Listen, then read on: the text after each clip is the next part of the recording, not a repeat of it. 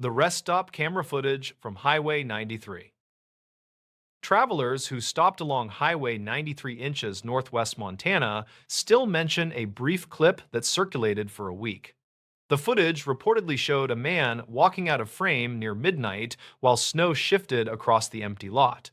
A sedan idled by the bathrooms and never moved again before dawn touched the pines.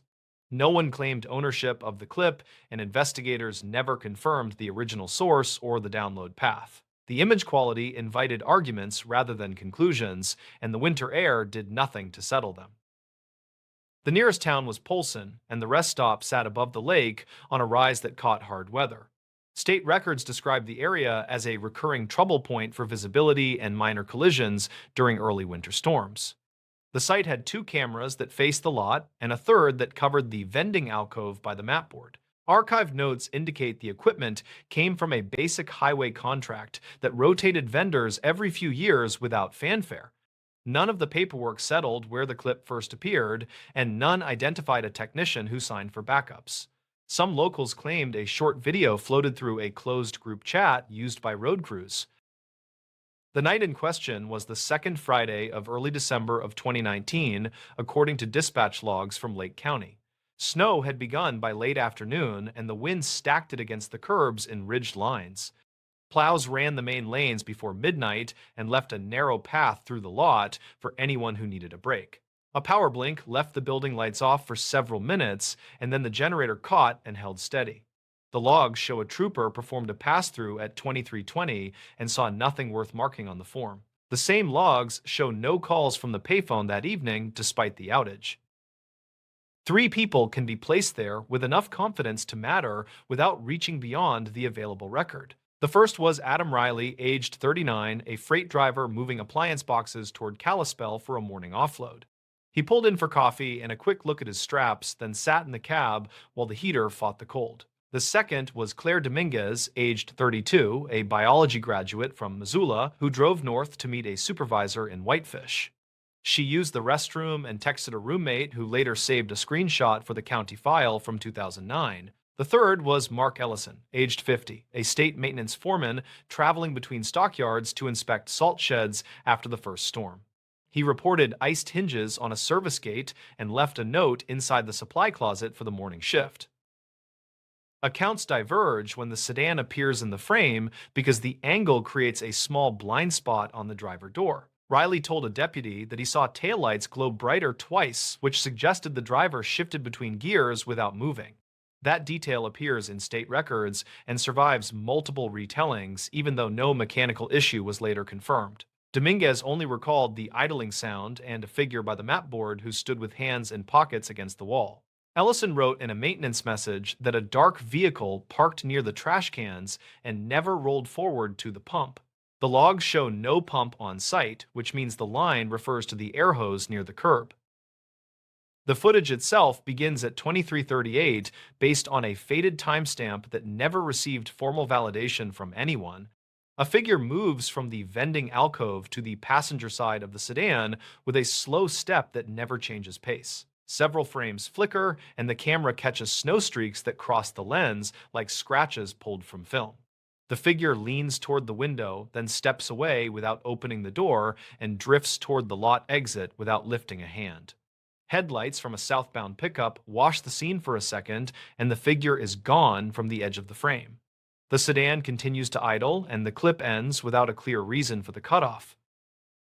Investigators never confirmed who downloaded the clip or how it left the original storage cabinet inside the utility room. The vendor at the time maintained a small metal box with a lock that technicians opened during scheduled rotation dates.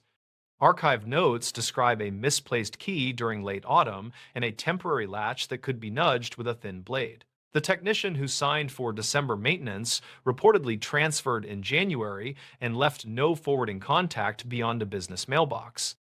None of this establishes a leak or a deliberate removal, yet the timing continues to bother the county planner. Records conflict on whether the box was inspected before the storm cycle gained momentum. The sedan belonged to an adjunct instructor from Dillon who had borrowed the car from a colleague for a weekend trip. State records confirm the plate and the title while leaving the route vague between Missoula and the reservation boundary. The instructor, aged 42, taught evening classes and managed two short shifts at a bookstore to cover early winter bills. She was reportedly traveling to Columbia Falls to help a relative close a seasonal cabin before the deep freezes returned. A receipt from a bakery in Arley places her on the highway after dark with a bag of bread on the passenger seat. That bag appears in a still frame when the headlights glance across the interior during the flicker. Search efforts began the following morning when a wrecker driver reported the sedan idling without a driver and without hazard lights. A deputy arrived first, according to dispatch logs, and found footprints blown over by streaking snow that erased depth. The doors were locked and the keys sat in the center console with a phone buried under a cloth grocery bag. The trunk was empty and the glove box held registration papers and a folded map with a circle around Olney. Dogs brought to the scene struggled with drift lines and veered toward the tree line where wind piled snow into shoulders. Some locals claimed the scent pulled west toward the highway margin before breaking apart near the culvert. Investigators requested broader camera pulls from nearby businesses and workyards that face the corridor between the lake and the pass. Several owners cooperated and offered clips that showed plows and a few pickups and a tanker that turned north before midnight. None of the video showed the instructor on foot, and none revealed a second figure near the sedan during the crucial minutes. Records conflict on whether a white compact parked beyond the main lot for a short interval that might matter. An early report mentions a brief shape near the broken fence where Ellison noted the iced hinges on his form. That note sits in the county file from 2009 because older case folders absorbed later cases for space. In the weeks that followed, the rest stop became a point on a map inside a small conference room in Polson. State records show volunteers checked ditches and borrow pits along Highway 93 from Jet to Rollins during the first clear days. A local pilot offered a slow pass along the lakeshore and reported nothing visible among the shards of ice near the reeds. Troopers returned at night to test reflections and shadow lines across the lot and compared them with the clip in question. They tried to stage a match with a volunteer who wore a wool coat and moved with the same slow step. The camera never produced the same blur, and the lighting refused to line up with the timestamp. A year later, a storm knocked power again, and the generator failed to start, which forced a temporary closure of the site. During that shutdown, workers replaced cables and found a second card wedged behind a plate that covered the main recorder. The card held partial files that opened badly and stopped before the important sequence began, which frustrated the deputy who carried them. A subcontract report states that earlier models sometimes created ghost indexes when power returned after momentary loss. The vendor suggested the card represented a half-written table and not a deliberate swap by anyone with a goal. Investigators never confirmed that explanation, and the working group chose not to issue a statement. Riley kept driving that corridor for another season and later told a reporter that the clip looked cleaner than the original screen. He believed that someone had trimmed noise, which would require access to software and knowledge that he did not possess. Dominguez finished her degree and left the state, though she kept a copy of the screenshot that showed the time. She said the clock on her phone did not match the timestamp, which raised a small question that no one answered. Ellison retired after the following winter and still maintains that a second vehicle idled near the trash cans for a moment. Investigators never confirmed any vehicle beyond the sedan that appears in the known frames. The instructor's family held a private service in Missoula during early spring of 2020 and kept attention away from the site. They worked with a mediator to settle loan questions and a quiet transfer of the borrowed car back to its owner. State records do not reveal friction between parties, and no civil filings came through the courthouse on Main Street. A single notice asked for information regarding the clip and offered a contact that later expired without follow-through.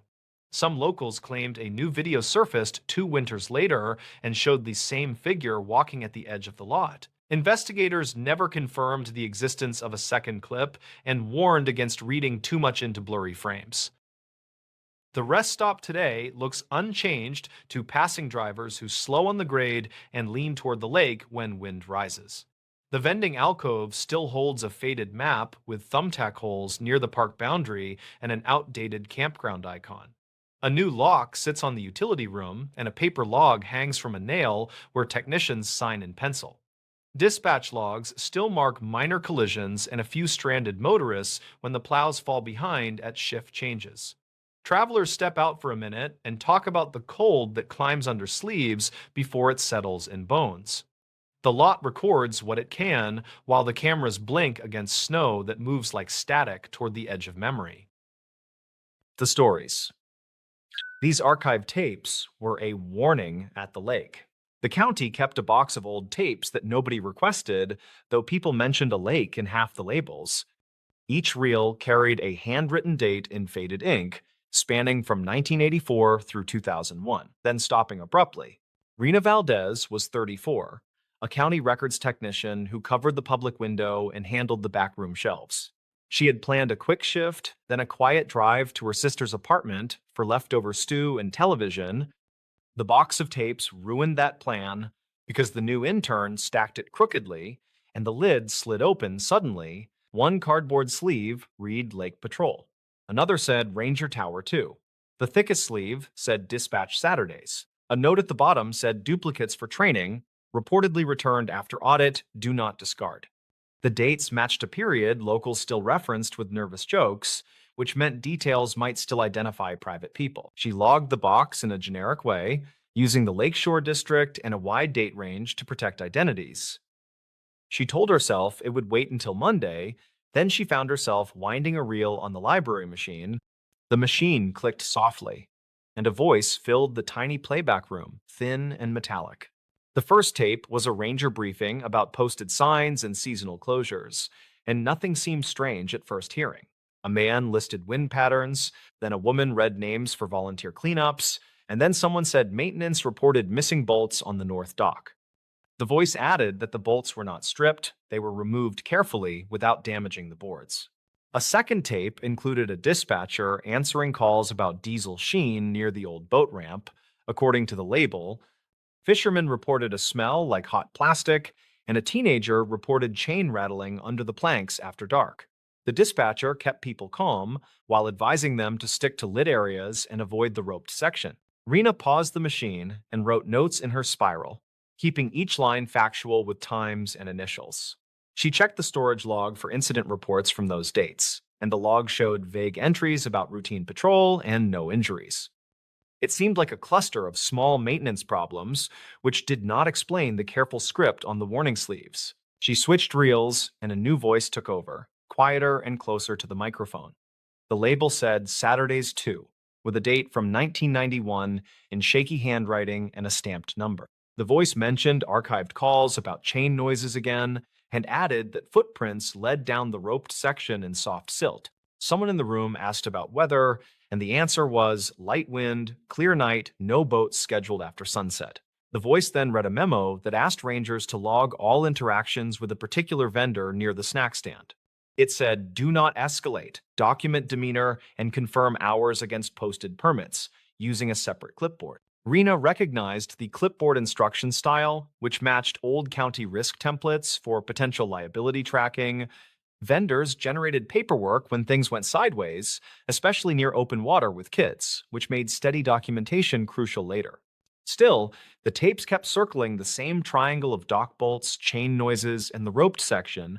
She printed a map from the binder with blank labels, then drew a tidy triangle between the dock, the snack stand, and the ranger tower. The map helped her visualize lines of sight, and she started marking places with little asterisks for maintenance incidents. The roped section sat slightly east, hidden from the snack stand by cottonwoods, which mattered for visibility. Another reel played a clipped exchange where a ranger told dispatch that a gate lock appeared new and unregistered. The ranger added that cones were moved and a laminated warning sign had clean nail holes without rust. The dispatcher asked for photos, and the answer was already taken and copied for the folder labeled permits. The next tape changed tone with a shaky breath before an officer started reading notes into the recorder deliberately. He said witnesses reported a loud splash near midnight, then a truck engine idling on the far turnout. He said tracks showed heavy tread, then lighter footsteps heading back alone, and a partial plate was recorded without certainty. Rena stopped and checked the case index, trying to locate an incident number referencing a midnight splash during that month. The index only showed a maintenance order for replacing stolen chain and a request for more reflective tape.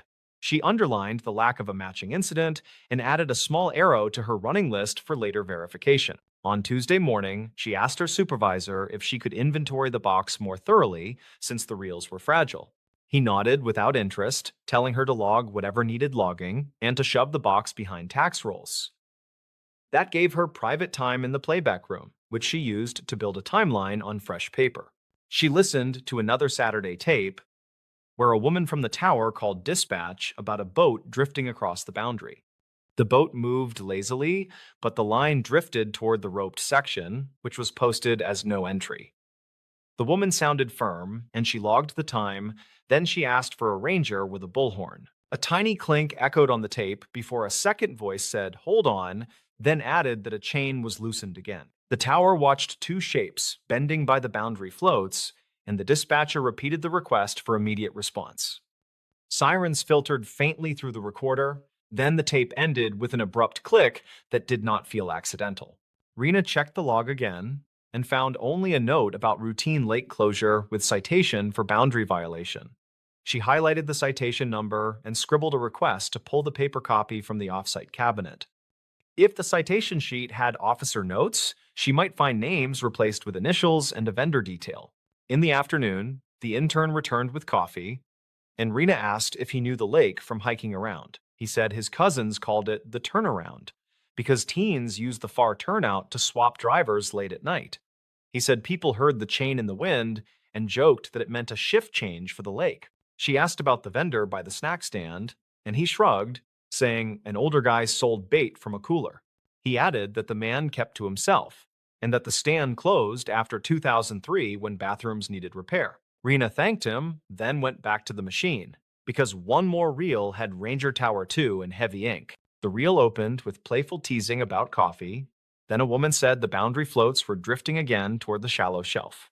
She made a note that the vendor stayed late, counting cash, and that 3 pickup trucks idled by the turnout. She said wind from the ridge pushed small waves against the dock posts, and the sound carried. Then came a gentle thud, and the woman said quietly that bolt heads were missing again on the north ladder. She asked anyone nearby to bring a camera and mentioned small shavings near the posts, like metal caught and ground shiny.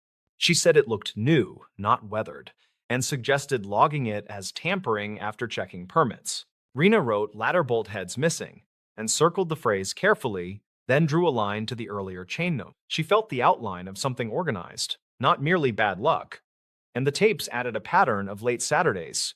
She felt a pinch of frustration because the official paper trail looked deliberately harmless compared to the recordings. She filed a request to review tower logs that year, and the clerk gave her a battered binder with loose pages. The tower logs used pencil, and the Saturday pages looked smudged, but several entries repeated a vendor name pattern. The pattern matched the earlier instruction to log demeanor and hours, which meant quiet escalation without confrontation. An evening tape from 2001 began with static. Then the dispatcher said the tower line would record summaries every hour. The tower voice read weather, then listed vehicles, then paused at a truck with a partially obscured plate covered by dust. The tower added that the truck bed held a heavy chain coiled flat and the ends taped tight. Rena felt the air in the room go thin, though she knew she was just listening to old caution collected for audits. The tower voice kept going, steady and calm, calling out 2 sets of footsteps and 1 pair returning alone toward the turnout. Then the tower said the vendor appeared nervous, closing early and locking a cooler with a new padlock. Another reel documented a ranger walking the roped section at dawn, taking photos of raw scrapes on chain links. The ranger said the scrapes were bright, not dull, and the boundary floats had new gouges near the welded rings. He guessed someone had dragged the chain to the shelf, making deep channels beside the ladder posts. She studied the map again, measuring distances with the edge of a note card and aligning the triangle to the shoreline. The shelf sat where the cold current ran channel to channel, sucking down loose gear and stunned fish every spring. If someone knew that flow, they could use it to hide things quickly, maybe even move something heavy without splashing. The county maintained a box of anonymous tips from that period, and Rena requested the file through the clerk quietly. The tips mentioned fights in the turnout, and a truck with fresh dents, and late night cash counting by the stand. One tip described a crying woman near the chain in 1991, then wrote, "He told her to get in now." Rena breathed slowly and kept her notes clinical because she was not a detective and the tapes were not a case file. She wrote potential domestic dispute near boundary, then wrote check for missing persons in overlapping county dates. She cross-referenced the years against a public list of unresolved reports without printing names or addresses. Within that public list, several families had posted memorial pages that mentioned the lake vaguely without pinning a location. The dates brushed the Saturday span, and at least one message thanked volunteers who had searched old drainage channels. Rena did not draw conclusions, but she felt the box had been kept near the window for a reason. The thickest reel contained a training segment that sounded like a quiet warning wrapped as procedure. A supervisor read instructions for dock inspections, then emphasized that bolts should be numbered and painted once installed. He said repeated substitutions by outside contractors had caused confusion, then urged rangers to photograph every ladder each week. He read slowly, reminding staff to check chain markings and to log any bright scrapes within 24 hours. He asked that vendor interactions stay cordial but detailed, and that cash counts should match posted hour sheets precisely. He repeated that night closures had reasons, and that the roped section protected a shelf known for unpredictable suction. The tape ended with a short statement that felt heavier than a standard sign-off, even to someone outside enforcement work. The supervisor said the lake keeps receipts, and he called tape steel a kind of ledger if you knew how to read. He then asked that all summaries be placed in the Saturday binder, followed by a written note in the permit folder. Rena returned the reels to their sleeves, then updated the entry in the inventory system with a quiet summary.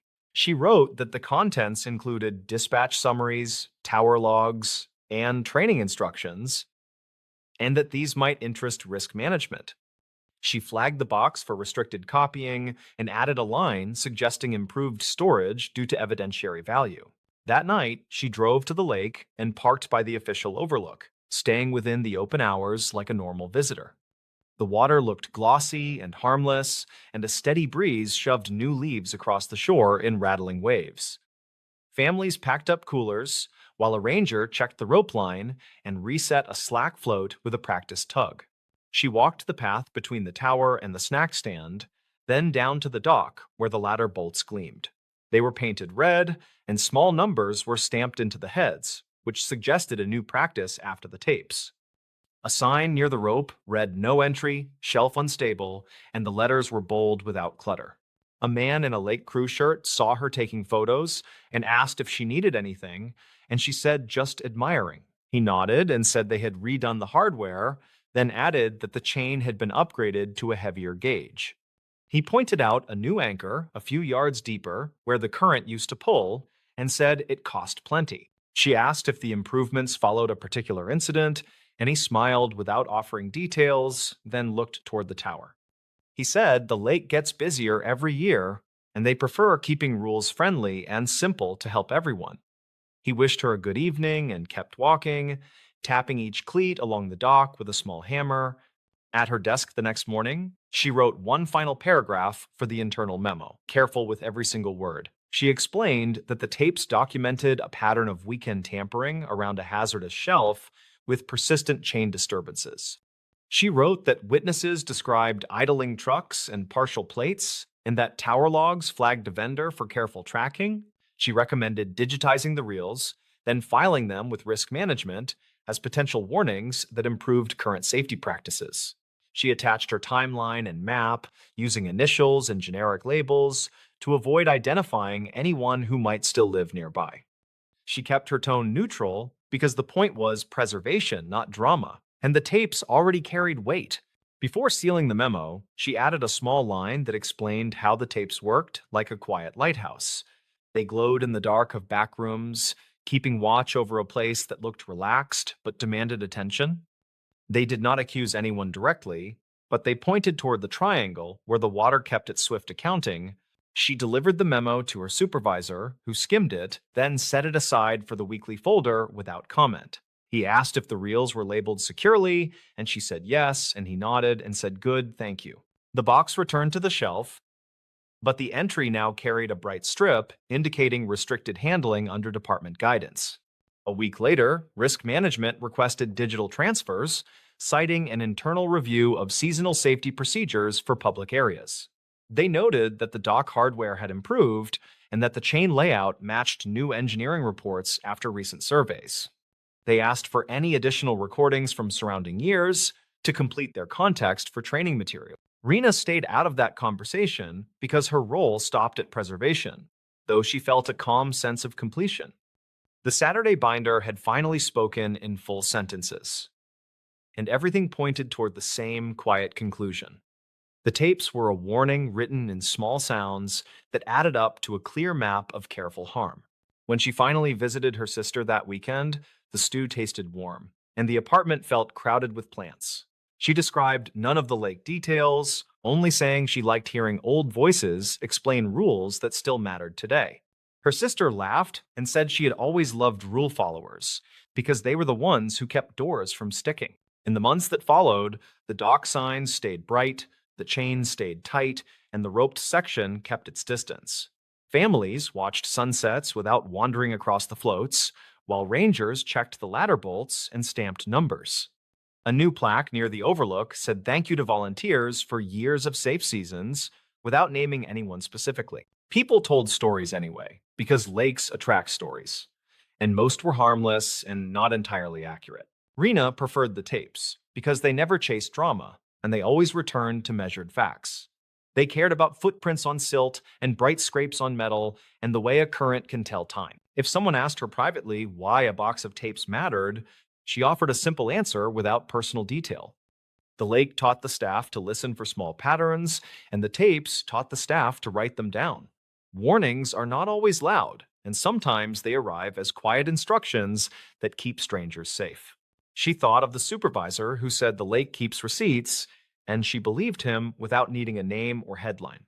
The water gave back bolts and shavings and slack rope, and the staff learned to read that ledger patiently. In that way, the old Saturday voices kept working, guiding hands without demanding attention or applause. By the next summer, the tower logged more visitors and fewer citations, and the vendor stand sold cold drinks, not bait. The chain still hummed on windy nights, but people heard it as a plain boundary, not a rumor. The tapes stayed in climate storage, digitized and labeled, a warning preserved as training rather than tragedy. When the county finally archived the memo with the transfer receipts, Rena slid a copy into her personal binder. She liked the neatness of an ending that did not demand a dramatic reveal, only patient steps that matched evidence. The lake did not need a ghost, it needed attention, and those tapes had asked for it many years ago. She drove by the overlook after work one evening, watching the sun burn down into a clean line on the water. A ranger tapped the cleats again, just like before, and the chain lay tight and bright across the current. The triangle she drew on paper felt like a familiar shape in her mind, precise and ordinary, and finally understood. The stories. Night Guard, who followed footprints beyond the bridge. The first prints showed on a cold night when the river smoked and the closed bridge let out a slow iron groan. Frost held the gravel in a crust, so every step someone took across the municipal yard snapped like thin glass. Merrick Holland worked nights because he liked quiet places and because the warehouse paid overtime when storms rolled in. He was 41 by the last week of January, and he kept his thermos on the dash while he did his rounds. His plan was simple that night. Check the north fence. Check the generator shed. Sign the log before dawn and head home on the empty road. He saw the prints on his second pass, and their path made little sense when he stood still to study them. The footprints curved toward the pedestrian bridge that crossed the narrow river, which had been closed since late autumn while crews waited on parts. A chain link panel barred the entrance with a sign that warned about unsafe decking, and Marek knew the sign by heart. He radioed the dispatcher with a routine note, since procedure made repeaters of careful guards. He kept his words easy. He said there were footprints where there should be none, and that he would check closer. The reply was scratchy and bored, and Merrick almost laughed at the familiar tone. The treads were small and tidy, like work boots with a diamond pattern, and each step pressed the frost to a dark oval. The prince went right up to the chain link panel, then slipped under at a low spot where someone had pulled wire loose. Merrick knelt and touched the ground, and cold shot through his glove while he reset the bent ties. He peered down the dark shape of the bridge and decided he would not walk out there in the cold wind, not without telling someone first. He called again, then kept his flashlight tight to the decking while he stepped forward, and he felt the bridge vibrate under his boots. He moved slow because he always moved slow when he could choose between slow and fast. Halfway across, the prince turned to powder as the frost thinned, and he had to scan both sides for scuffs on the gray boards. He found a faint line where grit had dragged, like something heavy had been pulled by rope. On the far side, the deck ended at a set of concrete steps that dropped to the river path, and here the prince deepened again. They pointed left, past an old pipe cradle and a low stand of scrub willow. Reports in the fall had mentioned fishers along the bank after hours, which was normal, and a few had been moved along without trouble. A clerk at the gas station had told an officer that a man bought batteries and duct tape in the same visit, which was normal enough, though people sometimes remember strange details when asked at night. Dispatch logs showed power dips near the intake station from time to time, and maintenance had chalked that up to loose connections in cold weather. Marek followed the prince along the river path until they vanished near a patch of bare gravel that the sun struck most days, even in winter.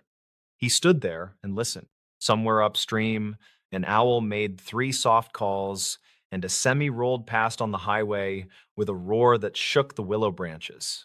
He decided he had gone far enough for one night. He photographed the prince on his phone and headed back, and he wrote a careful note in the log before dawn. By the next shift, the frost lifted late, and the yard lights burned a clean white circle on the gravel. Merrick checked the generator shed first and noticed something he could not shake. The small lock on the diesel cap was scuffed, and a scratch ran from the cap to the lip like a hose had rubbed while someone steadied a weight. He checked the fuel slip from the last delivery and did the quick math. The level looked low by a few gallons, which could happen, and which also could not. He spoke with Celia Karp in maintenance the following afternoon because Celia knew more about the place than anyone in the office. Celia was 58 and had worked 3 floods and 2 droughts, and she kept a pocket notebook with every code for every panel. She said the power dips had been shrugged off by city, and that nobody had time to pull the panels until spring.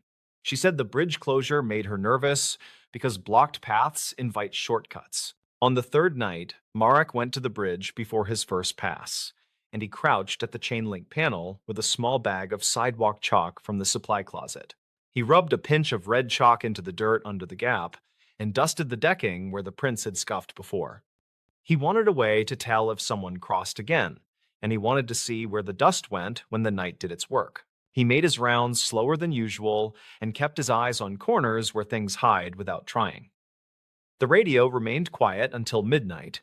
Then a call came in about a coyote by the south gate. Marek drove down and found only wind, and he thought the call felt like a joke he had heard before. He logged it anyway, because logs are the bones of quiet jobs. When he returned to the bridge, his light caught the faintest red sunset on the boards, and he felt alert in the way he liked. The chalk had smeared in a thin line toward the far steps, and the dust trailed down to the river path. On the gravel, small red flecks marked an arc that led behind a stack of old culvert pipe where few people bothered to look.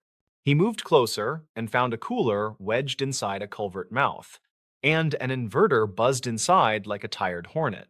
A length of clear hose lay coiled by the cooler, and the nozzle had a strip of duct tape where a leak had been patched. The setup looked temporary and careful, like someone trusted routine more than luck. Marek called dispatch, and his voice stayed even while he chose words that would not set hairs on necks. An officer drove down the service road and met him by the culvert, and they stood and listened together. The officer did not rush, which Marek respected, and the 2 men watched the bridge until the wind shifted. The officer said he would put a note on the morning brief, and he asked Marek to keep eyes open without playing hero. The phrase made Marek smile, and later he did not tell that part to anyone. In the days after, Marek traced the quiet pattern that repeats when someone abuses access. He checked camera angles and discovered the North Yard camera had been bumped on a date that matched a power dip, and the new angle showed the sky more than the gate. He opened the back of the housing and found 3 screws missing, which was always a tell. He measured the footprints with a scrap of tape and got the same length each time, which told him the walker was careful with steps or else was one person always. He walked to the diner 2 blocks away during the afternoon and chatted with the cook named Huxley, who knew every vehicle that rolled through after midnight. Huxley said a man in a dark jacket sat late 2 nights a week, always with a single cup of coffee and a pocket radio on the booth seat. Huxley said the man tipped exact change and left when the freight trains crossed the river, which happened near the time Marion Street patrol cars swapped shifts. At the yard, a temporary guard from an agency had been filling 2 nights that Mark traded away for overtime on weekends. The temp signed the log with 2 letters and a quick crooked line. The initials were H and P, which matched about 1,000 people and which could match none. Merrick did not care for suspicion as a hobby, yet he did not care for coincidences when fuel levels fell in quiet inches. He sat in his sedan before shift and went through old notes in his glove box where he kept manuals and photocopies. A contractor named Deacon Varelli had lost access in 2017 after a billing fight, and his crew had worked the intake station on that very river path for years. Merrick wrote the name on a small card, then tossed the card at once, because names can lead you down the wrong hall. He kept his attention on the temp schedule instead, and he compared logs against the chalk nights and the reported coyote calls. On a dry Tuesday, red chalk showed again on the gravel, and the cooler in the culvert had moved 2 feet, which looked like a nervous person trying to outsmart the obvious. Marek called the non-emergency number and asked for a quiet presence, and officers waited with their lights low behind the old salt shed. Marek did his rounds with wide loops and checked his watch without seeming to check, and he waited on the near side of the bridge by the chain link panel. A figure came over the crest like a shadow that had business, and the boots set down in precise little ovals. The man wore a dark jacket with reflective piping like the agency issued, and he carried a duffel that sagged from weight. Merrick stepped forward and kept his light on the ground, and he spoke steady without trying to sound like an actor. He said the bridge was closed by order of city, and he asked if help was needed. The man froze and looked left toward the culvert, which told Marek the only thing he really needed to know. The officers stepped from behind the shed, and everything stayed dull and true from there. The duffel held a 12-volt pump, a power bank, and 2 hoses cut to different lengths. The cooler held the inverter and spare tape and a stack of empty hand warmers, which can keep batteries alive just long enough between dips. The generator diesel cap carried the same tape residue as the hose, which tied the loop neatly enough for any careful mind. In the report that later circulated, details sat plain without flourish, which is how such documents talk to the world. The temp guard was named Harley Pruitt, age 36, and he had worked a roster of small night jobs that rewarded boredom more than skill. Archived calls showed he had reported animal movement at the south gate on the nights when the pump likely ran, which kept eyes away from the river path. Store security footage from across the highway reportedly showed a man matching his build, buying duct tape and batteries on a schedule that matched power dips at the intake station. Celia came down with a wrench the following morning and replaced the generator cap, and she tightened every panel on every camera while humming through her teeth. She shook Merrick's hand with hard gratitude, and she told him the thing she always tells the new ones. Quiet places are never empty, and attention is the difference between a close call and a cleanup. People in town talked for a day, and then they talked about weather and games and a boat stuck on the ramp. Merrick logged his shift and ran a cloth across the dusty dash, and he looked once at the bridge where the chain link panel still hung crooked. He felt a small weight lift, which felt almost like pride, and then he felt something more like relief. He went back to the prints in his head, and he ran the path out again from the first night to the last. The steps had led beyond the bridge in the way tracks tell their whole story, and the red chalk had given him a quiet map. He thought about the way a small problem can hide inside a larger closure, and how a closed bridge invites someone to think rules are only suggestion. He drove the empty road home before dawn, and the river threw thin fog across the low bend like quiet breath. Merrick did not decide to keep working nights forever, and he did not make any grand vow. He thought instead about the small habits that keep a place honest and the way a single set of prints can reveal a patient plan. In a town that prefers routine, a careful person with time can pull things apart slowly, unless another careful person keeps watch and asks simple questions that carry weight.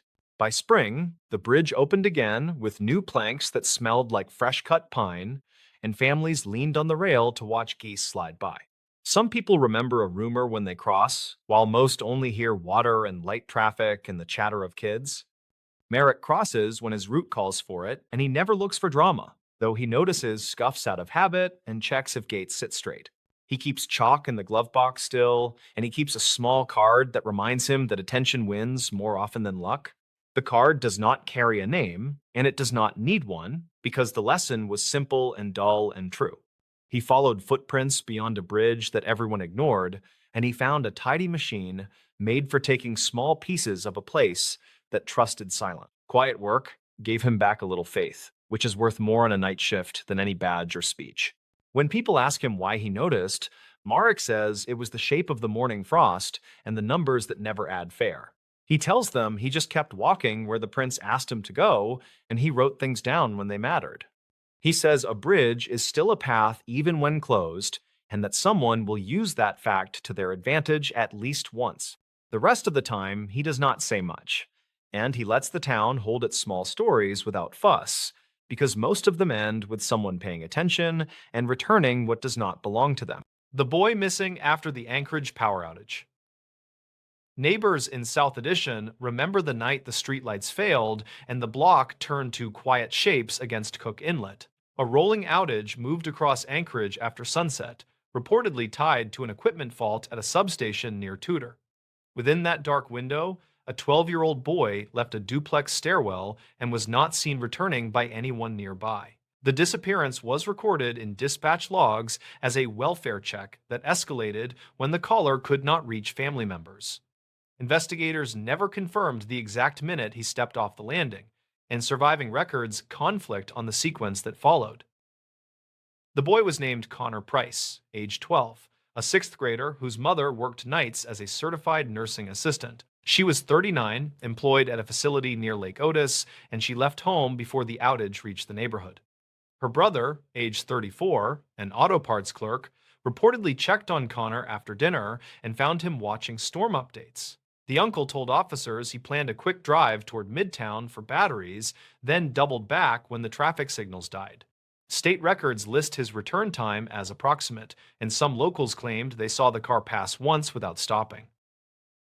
The second person in the case file is Michael Reese, age 47, a floor technician assigned to overnight cleaning at a public office. He rented a ground floor unit in the same building, and he told officers he met the boy a handful of times.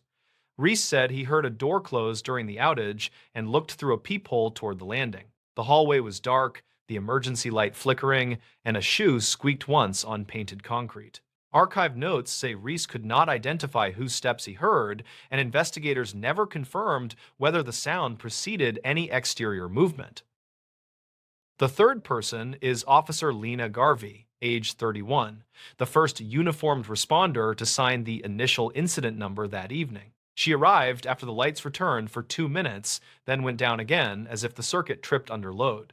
Garvey walked the alley with a flashlight and found a bicycle leaned beside a trash enclosure behind the laundry room. The bicycle reportedly belonged to Connor, though the county file from 2009 notes the registration sticker was unreadable under winter grime.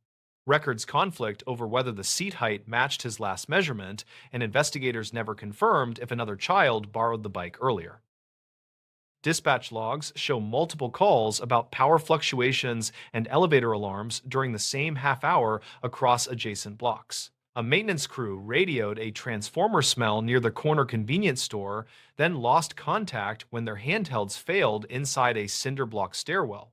An outage map captured by a local blogger shows a blotch along 8th Avenue, shaded deeper where circuits overlapped across feeders. The image circulated widely that week, and some locals claimed it proved a deliberate shutdown rather than a fault. Investigators never confirmed the blogger's data source, and state records cautioned that crowd screenshots often distort the real switching boundaries. According to the mother's statement, Connor stayed home with a list on the fridge and reminders about homework and the hallway light. She took the bus toward Lake Otis before sunset and called once from the break room during the first reported flicker. The call dropped after a greeting, and she told detectives the silence felt routine during a storm watch. She tried again on her next break and reached voicemail, then contacted her brother, who said he would drive back immediately. Dispatch logs note her third call at shift change when she reported her nephew missing and asked for a unit to check the duplex. When Garvey stepped inside, the apartment air was cool and smelled like wet socks and an open box of detergent. A pot of macaroni sat crusted on the stove, and a pencil lay under worksheets spread across the table. The window looked toward a utility pole where a crossarm leaned, reportedly cracked by wind during a squall that crossed the water earlier. Garvey noted a jacket missing from hooks by the door and found boots damp with slush left in the corner. The county file from 2009 emphasizes that damp boots were common that month, and investigators never confirmed whether Connor owned another pair. Anchorage police coordinated with utility crews who were moving along feeders to test for faults after repeated trips under load. A crew chief told officers the substation protection had isolated a bad run and that service would stabilize after switching. The crew chief also mentioned a brief arc recorded on supervisory screens around the time neighbors reported the boy leaving. Archived notes capture his phrasing carefully, and state records remind readers that arcs happen often during winter switching. Some locals claimed the arc aligned with the alley and suggested an electrical scare might have drawn the boy outside, though investigators never confirmed that scenario. A security camera at the convenience store faced the corner, then turned off when the outage rolled across that grid square. The owner found corrupted files on the recorder, reportedly caused by repeated starts that exceeded the small battery's tolerance. Two frames remained legible, showing a figure with a hood stepping past stacked bags of ice and pausing at the curb. The height and jacket length were consistent with a small teenager, though shadows widened the outline against the snow. Records conflict on whether the hood carried a stitched logo, and investigators never confirmed a clear facial image from those frames. Searchers walked the Chester Creek Trail the next morning, moving slowly where tire ruts froze into ridges beside the path. A volunteer found a glove near a bench, blue knit with stretched wrist seams and a smudge of grit on two fingers. The mother said Connor owned gloves like that, then grew uncertain when shown a photo that made the knit look darker. The item entered evidence with a notation about uncertain ownership and environmental contamination from overnight frost. Dispatch logs record a second glove reported near the lagoon, then withdrawn when the caller failed to answer a callback, and investigators never confirmed its existence. Is less than hash own. Zero hash is greater than. Reese told detectives he took out trash during the outage and watched headlights scatter on wet pavement along the alley mouth. He believed he saw two silhouettes at the corner, one short and one taller, moving quickly toward a bus stop without speaking. The taller figure held a bag that knocked against a thigh, and the smaller shape glanced back once, then ducked behind a plow berm. Reese admitted uncertainty about distance because a neighbor's generator vibrated metal stairs, blurring his focus during the observation. Archive notes repeat that admission twice, and state records mark the sighting as uncorroborated, though the timing matched the outage window closely. The uncle described his errand as routine, a circuit of two stores that usually carried batteries and a small propane canister. He said traffic stalled along C Street because signals blinked, then went dark, and drivers edged through with horn taps. He circled once near the duplex, saw the stairwell light flash, and assumed the unit would stabilize after the next switch. When he reached the door, he called the boy's name and found quiet rooms and a page of homework under a phone. Records conflict over whether he entered the building on his first pass, and investigators never confirmed his drive path using available cameras. During interviews, classmates mentioned a plan for sledding after the next snowfall, with a meeting point near a small park in Midtown. One friend reportedly texted about a borrowed sled and a repaired headlamp that could run on backup batteries. The phone recovered from the table contained an unfinished reply that referenced the headlamp but not the meeting point specifically. The county file from 2009 highlights the gap between the unfinished reply and the last status report recorded by the device. Investigators never confirmed whether the boy intended to leave for that plan during the outage, though some locals claimed they heard excited voices outdoors. Weather logs show gusts along the inlet that lifted salty spray and glazed sidewalks through brief freezing drizzle. Utility crews reported linemen slipping on ladders and pausing work to salt rails at a substation gate. A transit driver radioed about passengers crowding on board while streetlights remained dark, then asked dispatch for guidance about unsupervised minors. That message appears in dispatch logs 3 minutes after the first welfare check, placing both threads inside the same operational window. Investigators never confirmed whether the driver passed the boy's block, and state records refrain from connecting those events beyond proximity and shared conditions. A resident 2 buildings east kept a paper notebook for power blanks because appliances sometimes failed during voltage dips. He wrote times in blocky numbers and kept tallies for each blank counted in the kitchen with a candle burning nearby. His notes include a scribble labeled child voice, then a short arrow toward the alley where the bicycle was recovered earlier. Archived notes indicate the resident could not recall whether the voice came before or after the second deep blackout.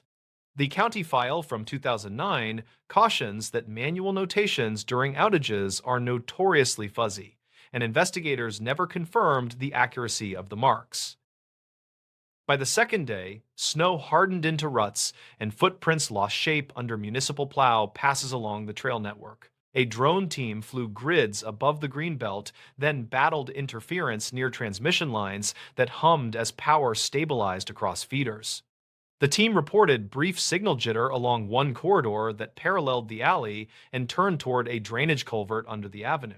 Some locals claimed the jitter implied an object inside the culvert, though the pilot later tested and reproduced interference near similar lines.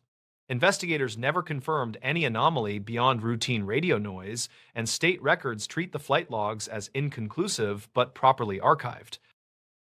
Several tips arrived from neighborhoods west of Minnesota Drive, where residents reported a boy matching Connor's height near a bus kiosk. One caller described a child in a gray jacket asking about a route to turn again, then walking away when a bus arrived.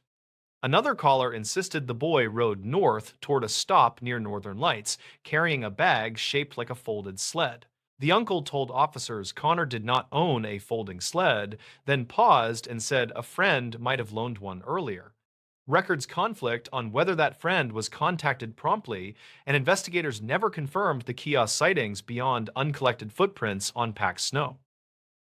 On the third day, the mother returned to the duplex with an officer and found a faint shoe mark on the stairwell landing. The print was partial, smudged by slush, and measured close to the size the boy wore during the previous winter.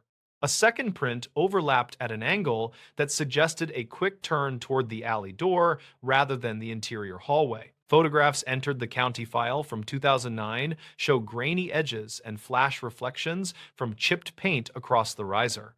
Some locals claim the prints proved a rushed exit, though investigators never confirmed gate direction from marks that degraded under repeated entries.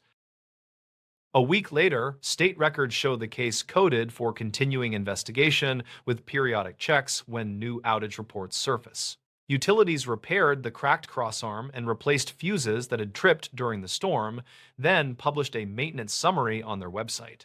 The summary listed the outage window within broader operations and mentioned no injuries recorded during the night of the disappearance. Families in the neighborhood saved copies of the page, and archived notes record residents arguing over the meaning of terse language. Investigators never confirmed any link between the maintenance summary and the case, and dispatch logs closed the thread without additional explanation.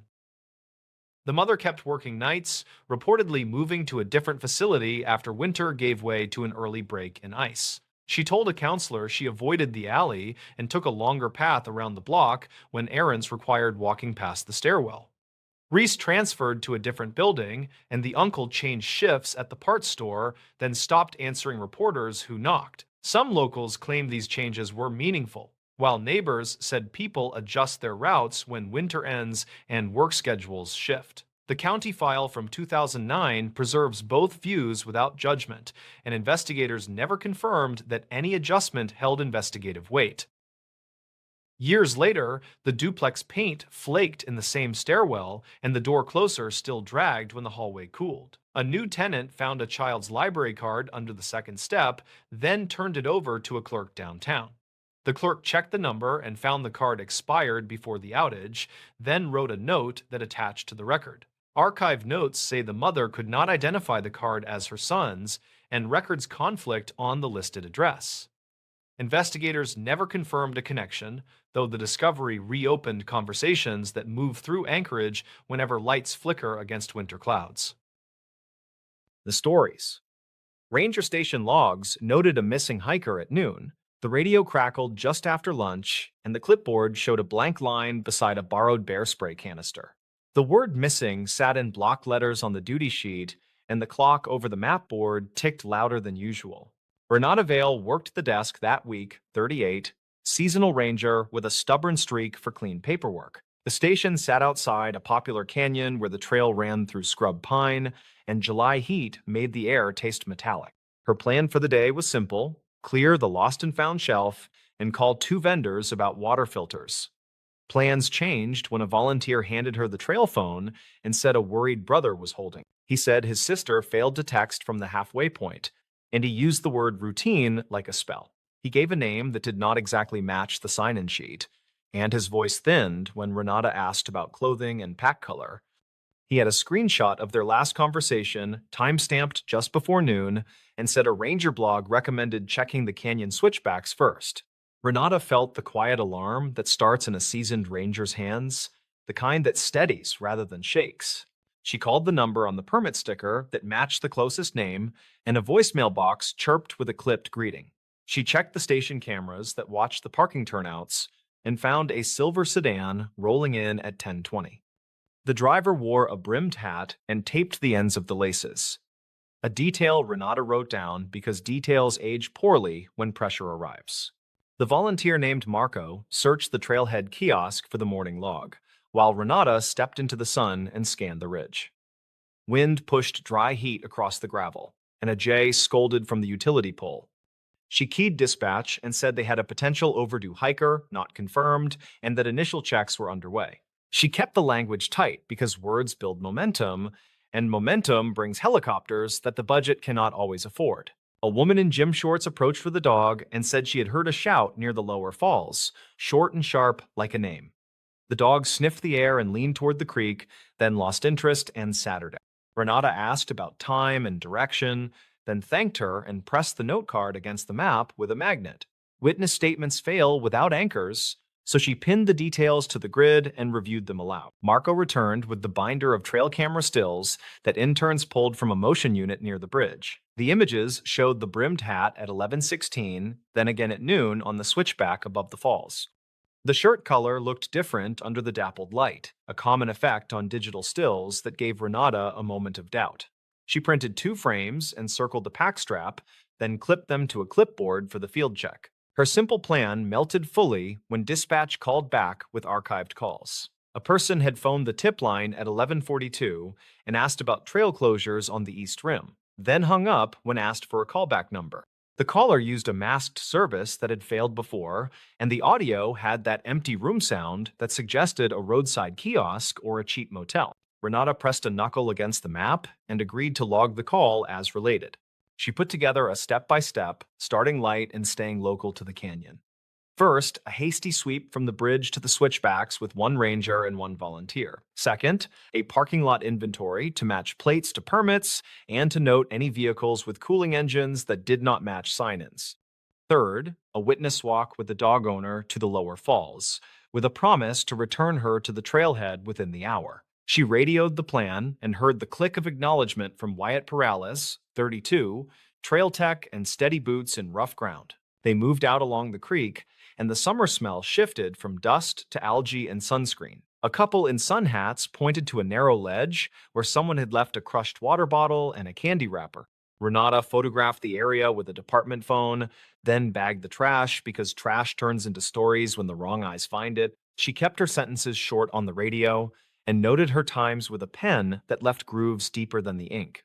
At the switchback, Wyatt found boot scuffs that angled off the tread and into scrubs so tight it would punish any shortcut. He pointed to a pressed patch of grass, then to a low branch with a pale scrape that matched soft plastic. Renata crouched and saw a faint thread from athletic tape, the same color she remembered from the still. The thread clung to rough bark, a small but useful tether between the images and the ground. They moved higher and reached a shallow spur where the view opened into a dry basin. On the spur, a pair of hikers said they passed a woman alone who looked back often, as if waiting for someone who never arrived. The hikers spoke slowly and paused to remember, then agreed to write brief statements at the station later that afternoon. They offered a photo from a distance that showed only a shape in heat shimmer, and the horizon looked bleached and wide. Renata asked the brother for more context by text, keeping questions narrow and practical. What snacks did she favor? Any injuries last year? And did she ever speak about this specific canyon? He replied that his sister planned the hike to test a new route from a guide forum and sent a blurry screenshot of a message board thread. A username bragged about a hidden shelf that saved 20 minutes, and that sentence pressed a new line into Renata's plan. She called the district's archive and asked for old incident notes related to the shelf, and the clerk said there were 2 minor rescues on a heat weekend 3 summers ago. Those notes described short slips and stubborn walkers and contained a detail that felt right and wrong at the same time. Both incidents started at noon when shadows shortened and depth perception failed, and both involved hikers who disliked crowds and sought quiet. Another message arrived from the brother that changed tone from worried to careful.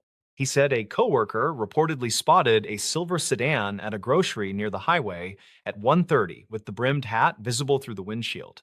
He said the coworker did not want to get involved, and that felt useful in a different way. Renata thanked him and wrote the time down, then circled highway with a question mark that drew a slow breath from Wyatt. They pushed through manzanita to reach the rumored shelf and found it narrower than described, with a crumbling margin that looked unfriendly. A faint shoe print showed a split tread that matched a popular brand, and a smear on the rock smelled like cheap bug spray. Wyatt anchored a line to a juniper and leaned just far enough to see a small alcove with shade and a clean view of the bridge. A person could wait there unseen, then return to the trail when passing groups moved on. Renata called dispatch to log the shelf and asked for a quiet check on the grocery footage if the store manager would allow it without a formal request. She kept the ask light, and the clerk at the store reportedly agreed to review only the parking lot from 1:15 to 1:45. While they waited, they spoke to a fisherman who said he had heard someone practicing a greeting near the bridge, polite and warm, the way people rehearse before calling an office. They returned to the station to regroup and found the dog owner had kept her promise about the statements. She drew a crude map of her walk and marked the spot where the shout came, which lined up with the shelf by a neat stroke. Renata checked the plate list from the lot, and one entry bothered her because the registration sticker covered an older color. That usually meant a cheap repaint, often done quickly when a car changes hands among friends. The call from the store came back while the clock swept toward 4. Footage reportedly showed a silver sedan near the outer edge, and the driver wore a brimmed hat. The camera caught the driver opening the trunk, then closing it without removing anything. The driver sat for a full minute, then left the lot with a slow signal that suggested careful timing rather than confusion. That action made less sense if a hiker was lost, and more sense if a narrative needed space. Renata asked the brother to send any recent photos of his sister's gear so they could match brands and colors to the thread on the branch. He sent a camping picture from spring, and the pack straps matched the stills with unnerving accuracy. He also sent a photo of a laminated media badge from a fitness channel and apologized for forgetting to mention that side gig.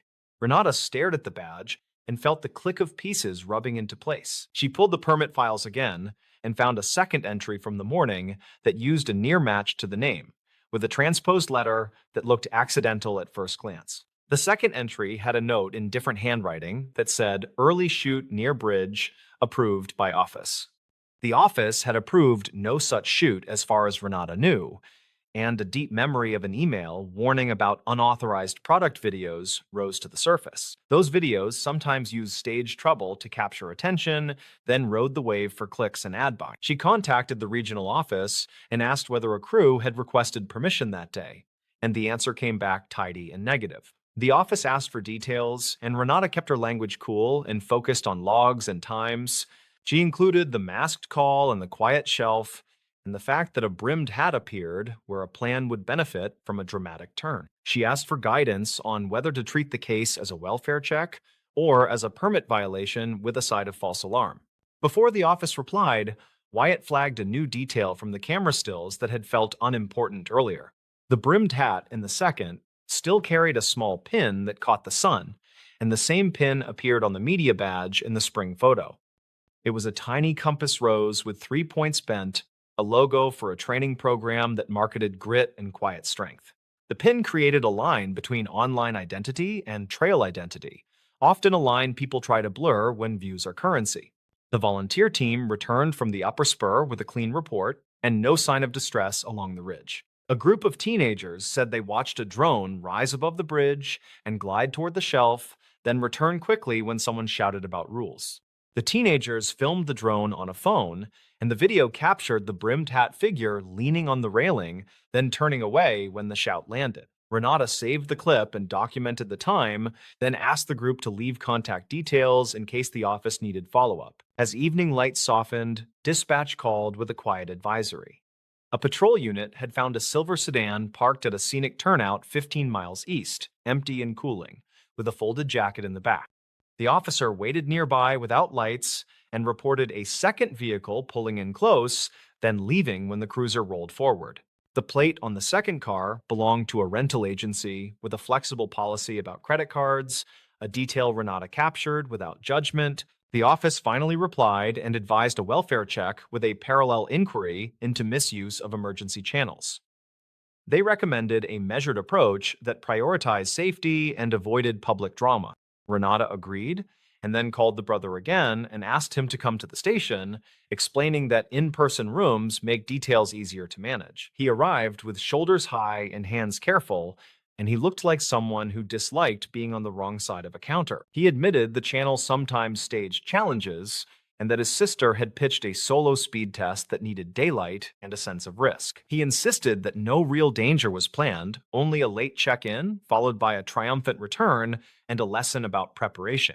He said a friend reportedly stood by with water near the highway, and the masked call was about closures because crowds ruined dramatic timing. He said he panicked when she missed the planned text by a full hour and called the station because the bit felt wrong. Renata listened and typed, then asked to speak with the sister by phone. The brother made a call on speaker, and the brimmed hat answered with a small breath, then a quick apology that sounded practiced. She said she was safe and nearby, and that she feared trouble once she realized how many people had watched the bridge.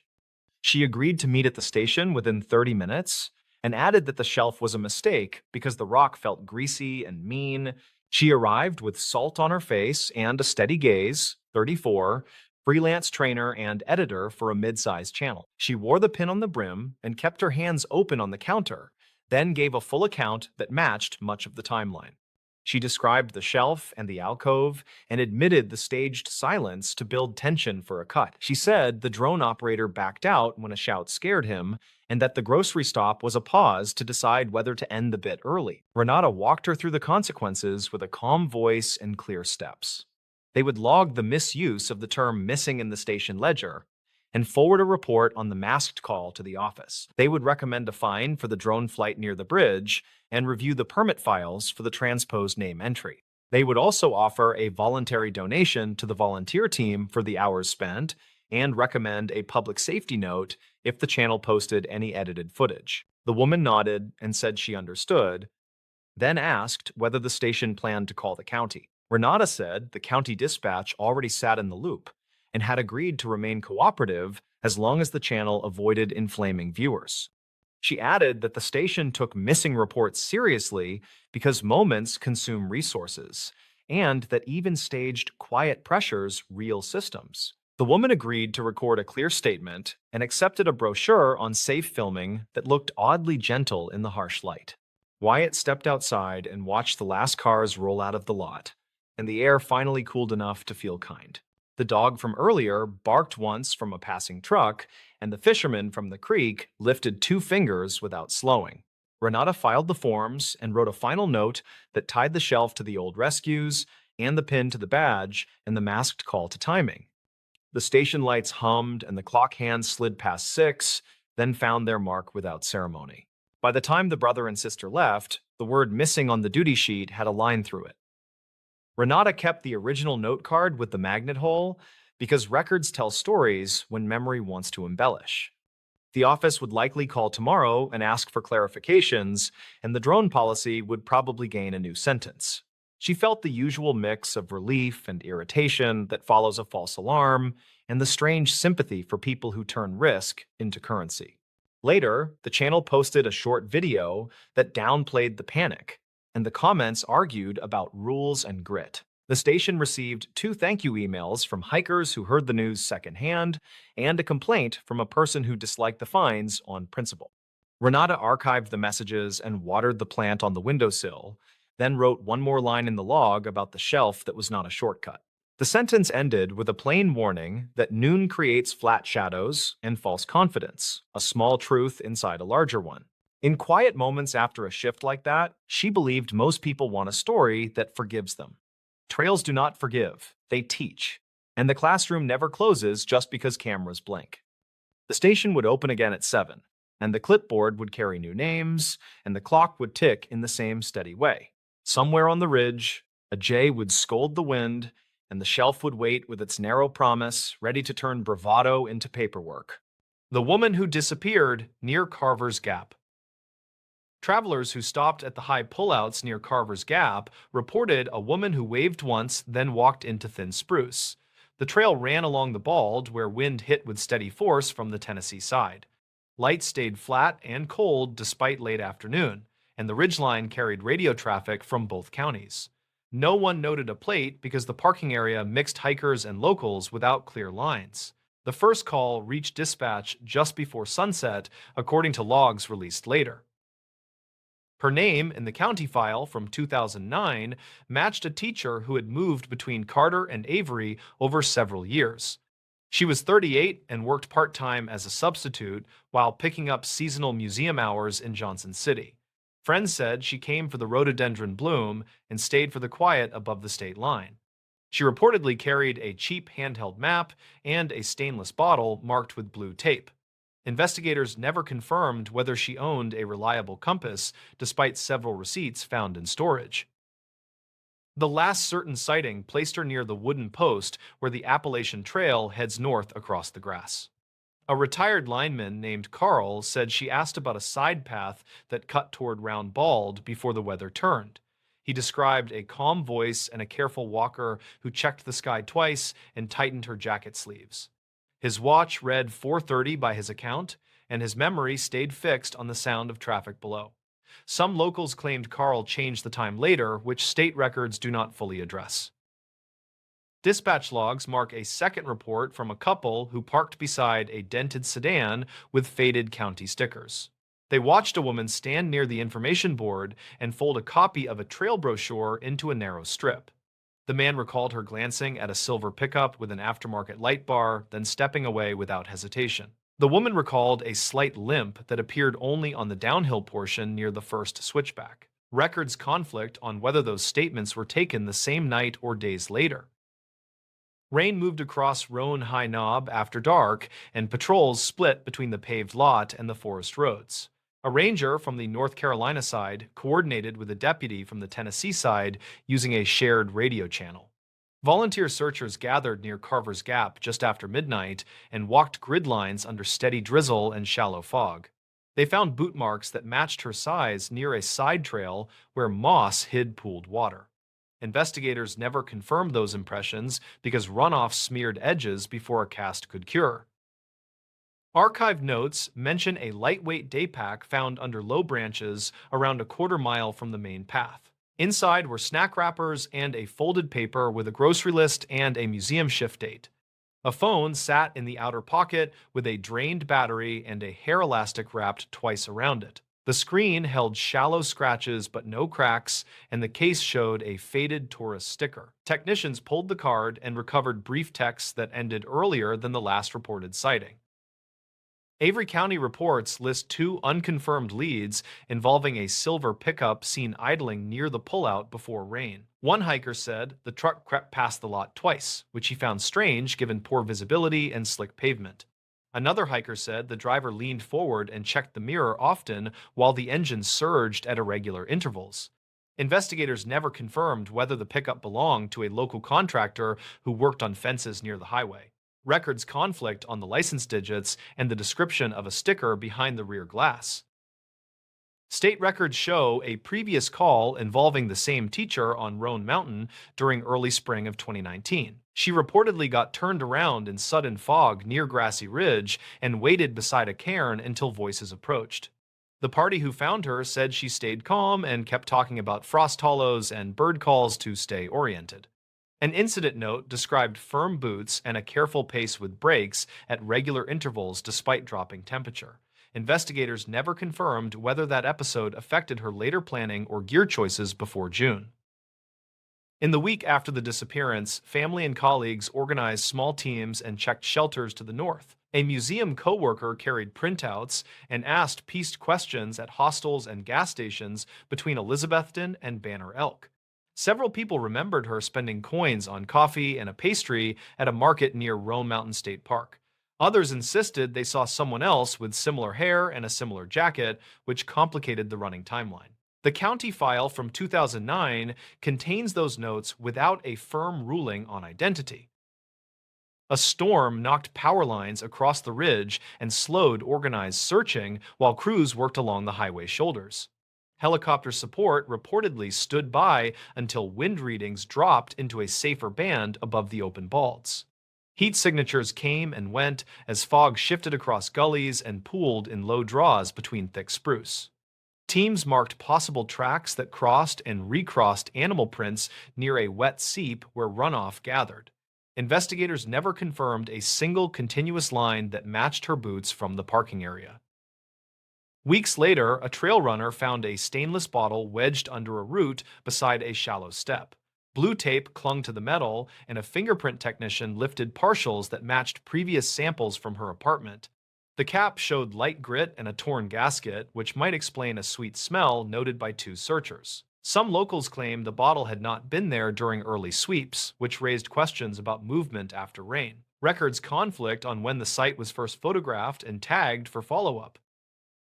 The apartment in Johnson City held careful stacks of notebooks and a shoebox filled with admission stickers. One notebook mentioned a plan to walk the balds alone to map views for a lesson about settlement routes.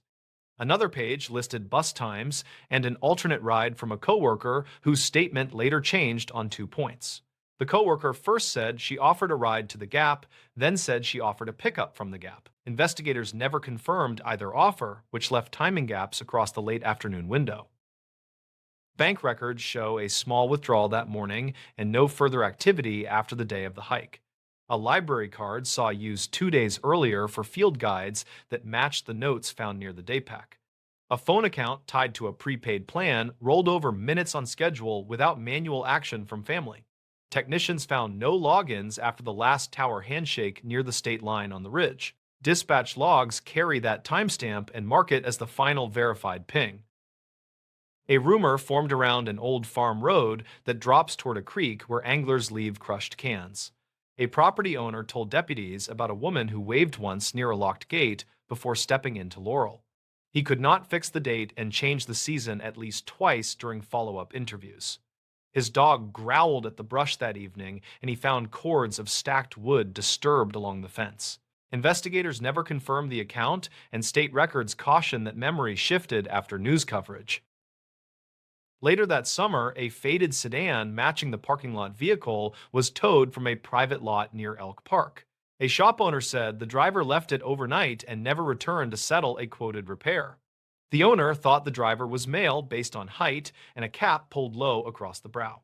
The tag returned to a different county, and paperwork took time because of mismatched mailing records. Archive notes say the lead produced no direct link to the missing teacher despite initial excitement.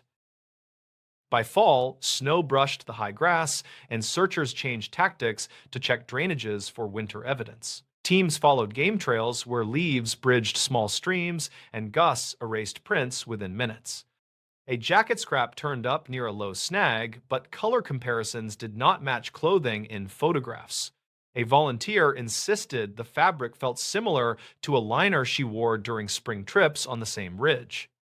Investigators never confirmed the match, and records conflict on whether the sample was cataloged correctly.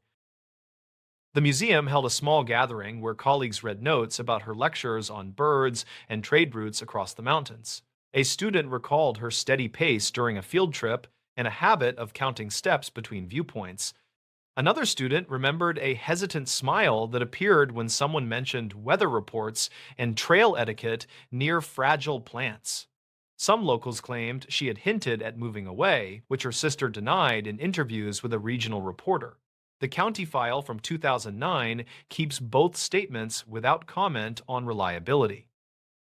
Winter closed the high road at intervals and ice grew along shaded cuts where plows could not hold traction. Crews marked fallen limbs and flagged slick corners, while visitors stayed lower in the valley towns. The case slipped from headlines but stayed in quarterly summaries prepared for both county commissions. Detectives traded notes about similar disappearances along the border where ridges tangle and lines divide jurisdiction. Investigators never confirmed meaningful overlap beyond weather patterns and occasional vehicle descriptions. In spring, a new ranger reviewed the folder and walked the first 3 miles north at dawn. He carried the printed dispatch logs and paused where the bale wire fence dips near a wet meadow. He noted how sound traveled along the bald and how voices blended with trucks grinding up the grade. A sudden shift in cloud shadow hid the post where the trail turns and the path narrowed near wind-stunted trees. His memo suggested a simple misturn compounded by weather and fatigue without clear evidence of intent. Years have not settled the case, and no court file closes the matter with certainty. Reportedly, a hiker sometimes meets a man who still repeats the time and the steps and the exact wind. He stands by the wooden post and points where the grass folds over and the path looks wider than it is. Some locals claim she walked out on a different day and left by a service road near the towers.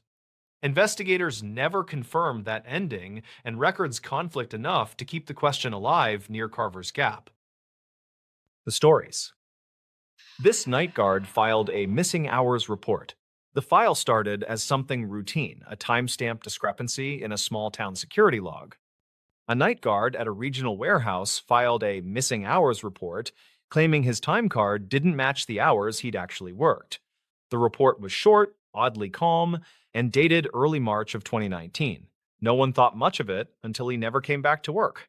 His name was Leon Hartridge, 43, a former truck driver who'd switched to night security after a back injury. The warehouse sat off a rural interstate, the kind of place that smells like cold concrete and diesel even after midnight. Leon's shift started at 10 and ended at 6. His wife told investigators he usually came home by 6:30, drank coffee, watched old westerns, then slept until afternoon. That pattern broke on a Wednesday night when he didn't clock out. The initial assumption was simple. Maybe he quit. Maybe he got another job, or maybe he just walked away. But the following morning, his supervisor found his lunchbox, still sealed, and a half-empty thermos on the break room counter. His reflective vest hung neatly on a hook, radio still attached. The last digital swipe of his ID was logged at 3:42 a.m., then nothing. The company filed a basic absence form, but by Friday, the sheriff's office got involved. They reviewed the overnight CCTV, 6 cameras in total. 5 worked fine. The 6th, covering the north loading dock, froze at exactly 3:41 a.m. Then, 3 minutes later, all motion detection stopped. It wasn't just a blackout. The file header showed it had been manually overwritten. Leon's brother, a retired electrician, offered to check his apartment when calls went unanswered. Inside, he found Leon's keys on the counter, wallet in the same place he always left it, and a spiral notebook on the kitchen table. The last entry, written in his blocky handwriting, read, "Clock shows 4 when I walk out. Feels later. Light's wrong color again." Investigators traced that note back to similar remarks he'd made to coworkers in the weeks before. One of them, a forklift operator named Ray Corbin, told deputies Leon had been bothered by something about the new lighting system. The company had replaced the overhead fluorescents with motion-activated LEDs that flickered under certain camera angles. He said it messed with his sense of time, Ray recalled. He'd come in thinking it was midnight and swear it was almost morning. At first, police treated the notebook as irrelevant, a tired man rambling about lights. Then came the dispatch logs. A 3:48 a.m. call had been placed from Leon's company-issued phone to a non-emergency county line. The recording still exists. He told the operator he needed to document something about the schedule. His tone was formal, detached, like he was making a statement rather than asking for help. The operator tried to clarify what he meant, but the line dropped mid-sentence. The call lasted 53 seconds. When they checked the network records, they found something else. The call didn't route through the cell tower nearest the warehouse. It bounced from a tower 30 miles east across the river. That's the same direction Leon's phone was last pinged before it went offline, near an unfinished section of the old state bypass, closed since 2011. Deputies drove out there and found fresh tire tracks in the gravel, leading toward a fenced construction lot. No vehicle was recovered. Weeks passed. Local news ran a single story: warehouse guard missing after time card dispute. Public interest faded quickly. And as fashion, local news wanted the power. But in June, the company's new HR contractor discovered something odd while auditing payroll. Leon's time card for that final night didn't just show missing hours, it showed duplicated entries. Between 2 a.m. and 4 a.m., his ID was logged twice at two different doors, seconds apart. One swipe at the front entrance, one in the mechanical hallway. Same ID, same timestamp. Technically impossible. Investigators re-examined the internal server that housed the door logs. That's when they noticed a secondary access profile had been created using Leon's credentials, but tagged with a different department code, one belonging to the electrical maintenance division. The account was active for 1 week, then deleted. IT records listed the administrator as temporary systems testing. No one at the warehouse remembered authorizing it. The more they dug, the stranger the timeline became. Archived footage from prior nights showed brief blips in the digital clock, displays 3-second shifts where the time rolled backward before correcting itself. Leon had written about this in another note. Clock skipped again. Same moment the hum cut out. Technicians later confirmed that during those same minutes, a backup generator was cycling power for a series of sublevel fans. Only a few workers even knew the sublevels existed. They weren't active parts of the facility anymore. When authorities finally inspected the lower level, they found old offices sealed off with plastic sheeting and warning signs for asbestos. In one corner sat an unplugged time clock terminal dated 1994. The paper spool inside it still contained partial punch cards, yellowed and brittle. One of them bore Leon's employee number, printed faintly beside the name of a former contractor who died years earlier. That discovery reframed everything. Somehow, the modern ID system had merged data with the obsolete one, producing overlapping records that made it appear Leon was in two places at once. The missing hours report he'd filed wasn't about unpaid wages, it was about time itself, slipping in a way he couldn't explain. The investigators never found conclusive proof of tampering, though one retired systems tech told local reporters that the company's old mainframe still ran partial code from a discontinued scheduling program called ShiftLine. He claimed that under rare conditions, like a power cycle during data backup, it could duplicate entries with original punch data from the archive, labeling them with active credentials. If that happened when Leon's ID was scanned, it might have triggered a fatal error, but that's still theory. What's factual is this. The same Friday, the audit uncovered the duplicate entries. A highway cleanup crew reported finding a fragment of a reflective safety vest along the bypass construction route. It matched the brand issued to Leon's team. DNA analysis was inconclusive exposure, and time had degraded it, but one detail stood out. The vest's zipper pull contained traces of oil consistent with the warehouse's loading dock equipment. In the end, the case file closed under missing person, presumed deceased. Officially, no foul play. Unofficially, everyone agreed something in that building broke his sense of time before he vanished. His wife still keeps the notebook on a shelf. The last page, just beneath his final note, has a short line written in different ink, maybe added later, maybe the same night. It reads, "Clock shows 4, door says 3. At this point, the facts that remained were simple. A man noticed an inconsistency, tried to document it, and disappeared between two readings of the same minute. Whether that was error, accident, or something stranger about how those systems looped, no one can say for certain. The warehouse eventually upgraded its entire security network, scrapping every trace of the old servers. But the missing hours report still sits in the county archive, a single-page statement with the timestamp frozen at 3:42 a.m. The same moment the camera went dark. The stories. Why locals avoided that church basement after the flood. The church sat on a low rise beyond the river curve, and everyone still called it a safe hill.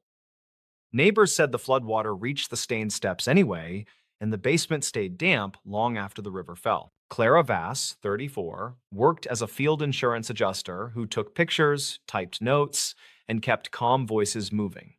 She drove into the town after the levee break, aiming to document damage and close claims before tempers soured. Her goal for that day was simple: confirm a cluster of small claims tied to the hilltop church. The first change to her plan arrived when the custodian waved from the door, then refused the handshake. He gave his name as Ortis Malo, 57, a retired welder who mowed the lawn and watched the boiler. He said the sanctuary was fine, then pointed at the basement with a look people wear when a dog growls under a porch. Clara asked for access, and he said the pastor wanted meetings upstairs only. She took exterior photos, careful with angles, noting water lines marked by silt and by seeds caught on mortar. A neighbor named Nella Groft, 61, carried a crate of hymnals toward a sedan and paused to watch her. Nella said the basement had stayed locked since the flood week and that no one wanted to carry anything down there. Clara liked facts more than rumors, so she asked for invoices, damage logs, and utility records.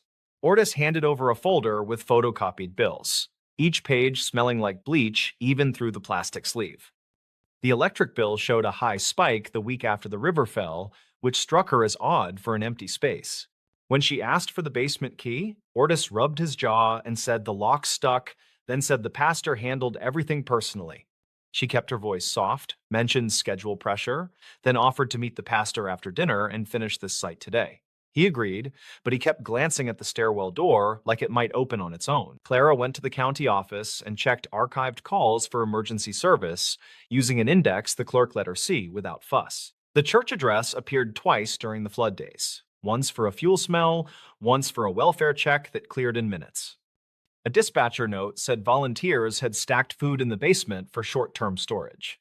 She returned before sunset, met the pastor near the front pews, and introduced herself with her license card. Pastor Enoch Varela, 46, wore a work shirt with rolled sleeves, and his palms looked scraped at the knuckles.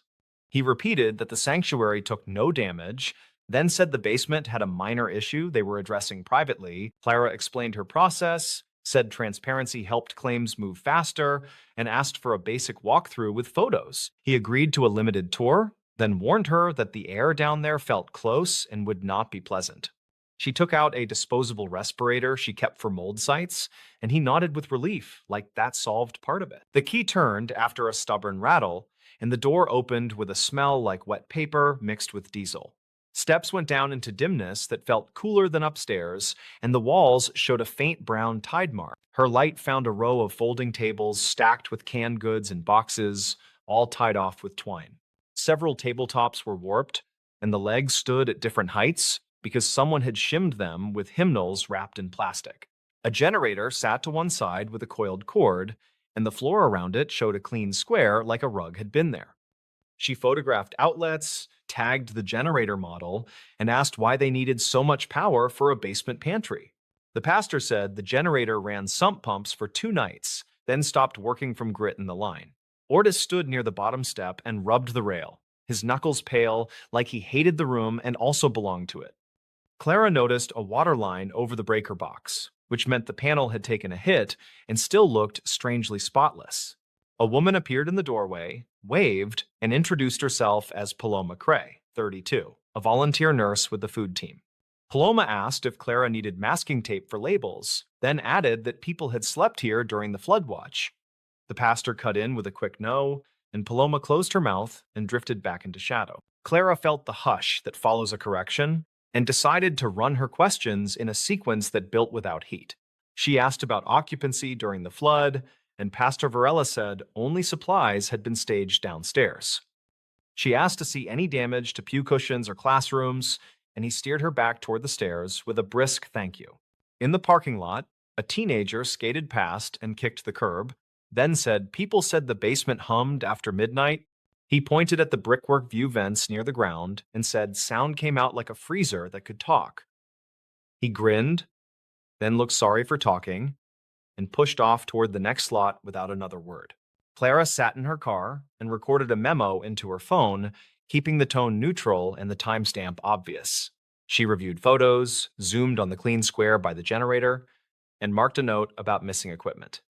That square looked like freezer footprint, and on a raised plan like this basement, a freezer could stay mostly dry. Her next stop was a building supply yard, where she asked the clerk for recent sales of heavy appliances paid in cash. The clerk shrugged, then said a man from the church bought a chest freezer late in the flood week and paid without a receipt.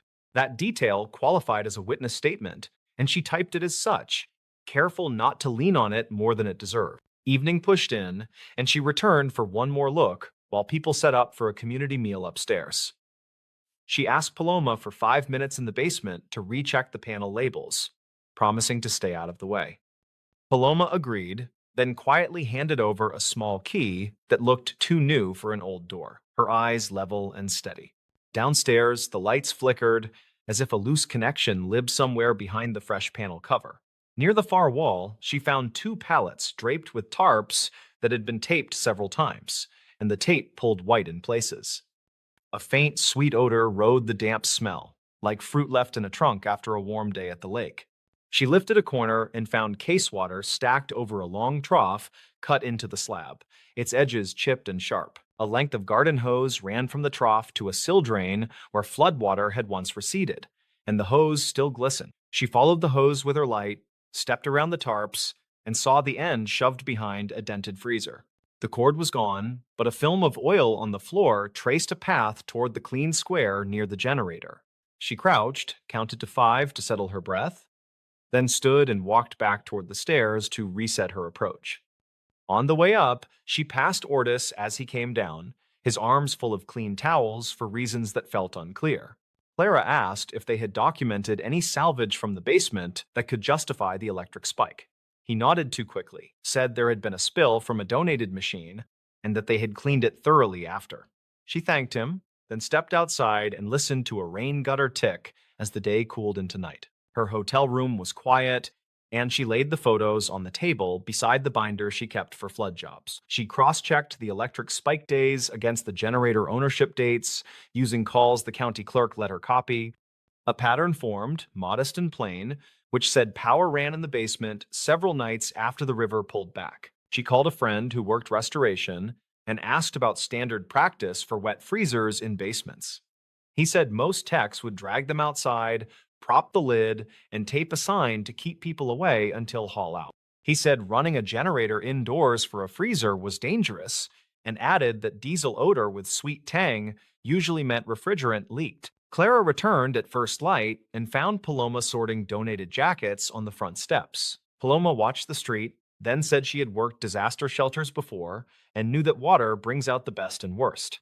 She said she had asked to close the basement and that she would be happier if an outsider made decisions for them. With Paloma present, Clara requested a formal walkthrough with full photo documentation, and the pastor agreed after a long pause. He suggested they invite a town officer to keep things calm, and she agreed without hesitation since an extra witness helps. Officer Renwall, 39, arrived and signed the site log that Clara carried in her bag for exactly this moment. They opened the basement door together, and the smell rose again, edged with sourness that set teeth on edge. Wren kept a straightforward tone, said they would check for safety risks and nothing more, and the pastor nodded with his jaw set. They moved toward the far pallets, and Paloma touched Clara's elbow, then pointed with two fingers at the sill drain. Clara photographed the hose, the trough, and the freezer compression dents that matched a recent move across gritty floor. Wren looked at the panel and said the cover was new, then asked if an electrician had cleared it, keeping his voice even. Orta said he would get the paperwork tomorrow, and stared at the drain like he feared what might back up through it. The twist waited in a storage closet behind a rolling chalkboard where someone had stacked plastic tubs in a neat column. Wren asked permission, lifted the lid on the top tub, and found medical waste bags tied with careful knots. The labels showed a clinic in a nearby county, and date codes matched the flood week plus 3 days after. Paloma exhaled, then said the town clinic had shut power during the worst night and that someone offered temporary cold storage here. The pastor stared at the bags and rubbed his temple, then said yes, they had tried to help and keep things under control. Ortis said the freezer had failed, they had panicked, and they had moved what they could to ice chests upstairs. Clara kept her voice in the middle as she asked whether any records accompanied the delivery of those bags. The pastor produced a photocopy from his wallet that showed a shaky agreement to secure and return the materials promptly. Wren read it twice, nodded, and said they needed to report this and arrange a proper collection, and the pastor said he understood. The pieces now fit the noise locals heard at night, the generator, and the spike in the bill after the rain. Refrigeration had kept those bags stable for a short window, then failed when the sump pumps stole too much current. The sweet tang in the air had been refrigerant, and the last trace of spoiled ice from makeshift coolers. They documented the closet, sealed the tubs again, and carried them upstairs where the air felt simple and bright. Wren radioed the county, asked for a hazmat team and the clinic contact, and kept his words plain so no one panicked. Paloma called volunteers to move the meal upstairs, and they did it quietly, like they were shifting a sleeping child. Within an hour, a small truck arrived with two techs who spoke carefully and signed every line Clara handed over. They packed the tubs into rigid containers and handed the pastor a receipt that settled chain of custody without drama. The tech said this sort of mix-up happens in storms when freezers are scarce, and that it becomes a cautionary tale for years. After the truck left, Clara took final photos of the basement and noted the cracked trough that had worried her from the start. She recommended a full inspection for the panel and air testing before volunteers returned to work downstairs. The pastor agreed, his voice steady now, and Ortis finally sat on the steps and let his shoulders drop like a load had slid off. The town never made a scandal of it, since nothing criminal had been intended, and the fix was clean and quick. That said, people still avoided the basement for a while, since memory can stick to concrete and walls like damp. They spoke of the humming nights as a warning, and they stored donations upstairs where anyone could see them in daylight. Clara filed the report that afternoon and drove out past fields that glittered with wet leaves pushed against fences. She felt no thrill, only quiet relief that the pieces had held together and that nothing worse had formed in secret. Her notes added a simple line that generosity without planning can rot faster than anyone expects in warm water. Later, she learned the church held a small meeting and told their members the whole sequence with plain language. They apologized to the clinic and offered money for the generator fuel that had been wasted in the failed plan. People appreciated honesty, but the basement kept its reputation because reputations have long legs when the air has smelled wrong. By autumn, the concrete was scrubbed, fans had run for weeks, and the panel wore a new sticker from an electrician. Still, a few congregants preferred folding tables upstairs, and no one minded, because sunlight makes simple promises. When it rained again, the pastor stacked extra caution tape by the stairwell and kept the door locked without debate. Neighbors now say they avoided that basement not because of ghosts or whispers, but because they knew the facts. They remembered that freezers hum for reasons, and that a locked room with a sweet tang is a message rather than a mystery. The town chose to listen, and the story settled where most real stories live, halfway between relief and regret. Clara closed the file and moved on to other roofs and other high water marks, keeping her methods the same. She asked ordinary questions in steady sequence and waded through pauses that often carried more truth than quick words. The church needed time, the town needed air, and the basement needed light, and they all eventually got what they required. Years later, the flood was referenced as a hard season, not a nightmare, and the hill stayed a safe hill again. People mentioned the humming when they taught young volunteers how to store donations and why clear logs matter most. The pastor still kept the key, but he also kept the receipt that proved the chain unbroken, which made him sleep better. Clara would sometimes pass through on other assignments and find Paloma sorting jackets on the steps with calm hands. They would wave as if nothing remarkable had happened, which felt correct because the point was that nothing worse had arrived. The basement door stayed closed unless the work demanded it, and that quiet was the final lesson worth holding. The snowplow incident on Dalton Highway. In early winter of 2019, a road crew based near Coldfoot reported a missing operator after an overnight maintenance run north. Drivers said the weather thinned for an hour near Otagon Pass, then returned with sharp spindrift across the grade. The report reached a small dispatch room where radio traffic had stayed busy with chain controls and stalled rigs. The first message named a man who left mile marker notes, then failed to clear his scheduled checkpoint on the north slope. The operator was Mark Reyes, 44, a contract plow driver from Fairbanks assigned to the Slope District for the season. He ran a late shift that began after dusk with fuel topped and a spare V-belt strapped under the seat. His purpose was straightforward since the company had a fixed route that required timed passes across exposed sections. Witnesses remembered his voice on the radio sounding even, with short replies that kept to mile numbers and cold readings. Dispatch logs from that night list a start north of Coldfoot at 1900 hours, with guidance to hold before Otagon if winds rose. Archived notes in the district binder describe patch ice near the summit and reports of light snow sliding off the cut banks. A tanker convoy reportedly waited near Dietrich River since heavy gusts had pushed two tractor trailers into the berm earlier. The shift sheet shows Dana Willis, 39, a dispatcher based in Fairbanks, who stayed on the channel while supervisors rotated. State records show Reyes had 12 winters on heavy equipment, with no citations and a completed safety course during 2011. He'd worked pipeline access roads, he'd pulled a grader for a private quarry, and he'd logged clear plow counts on previous runs. His intent that night was to punch through 3 choke points, then meet a mechanic near Galbraith Lake for a salt spreader swap. The mechanic was Evan Tuttle, 52, a seasonal hire whose task was to transfer gear and check hydraulic temperatures before midnight.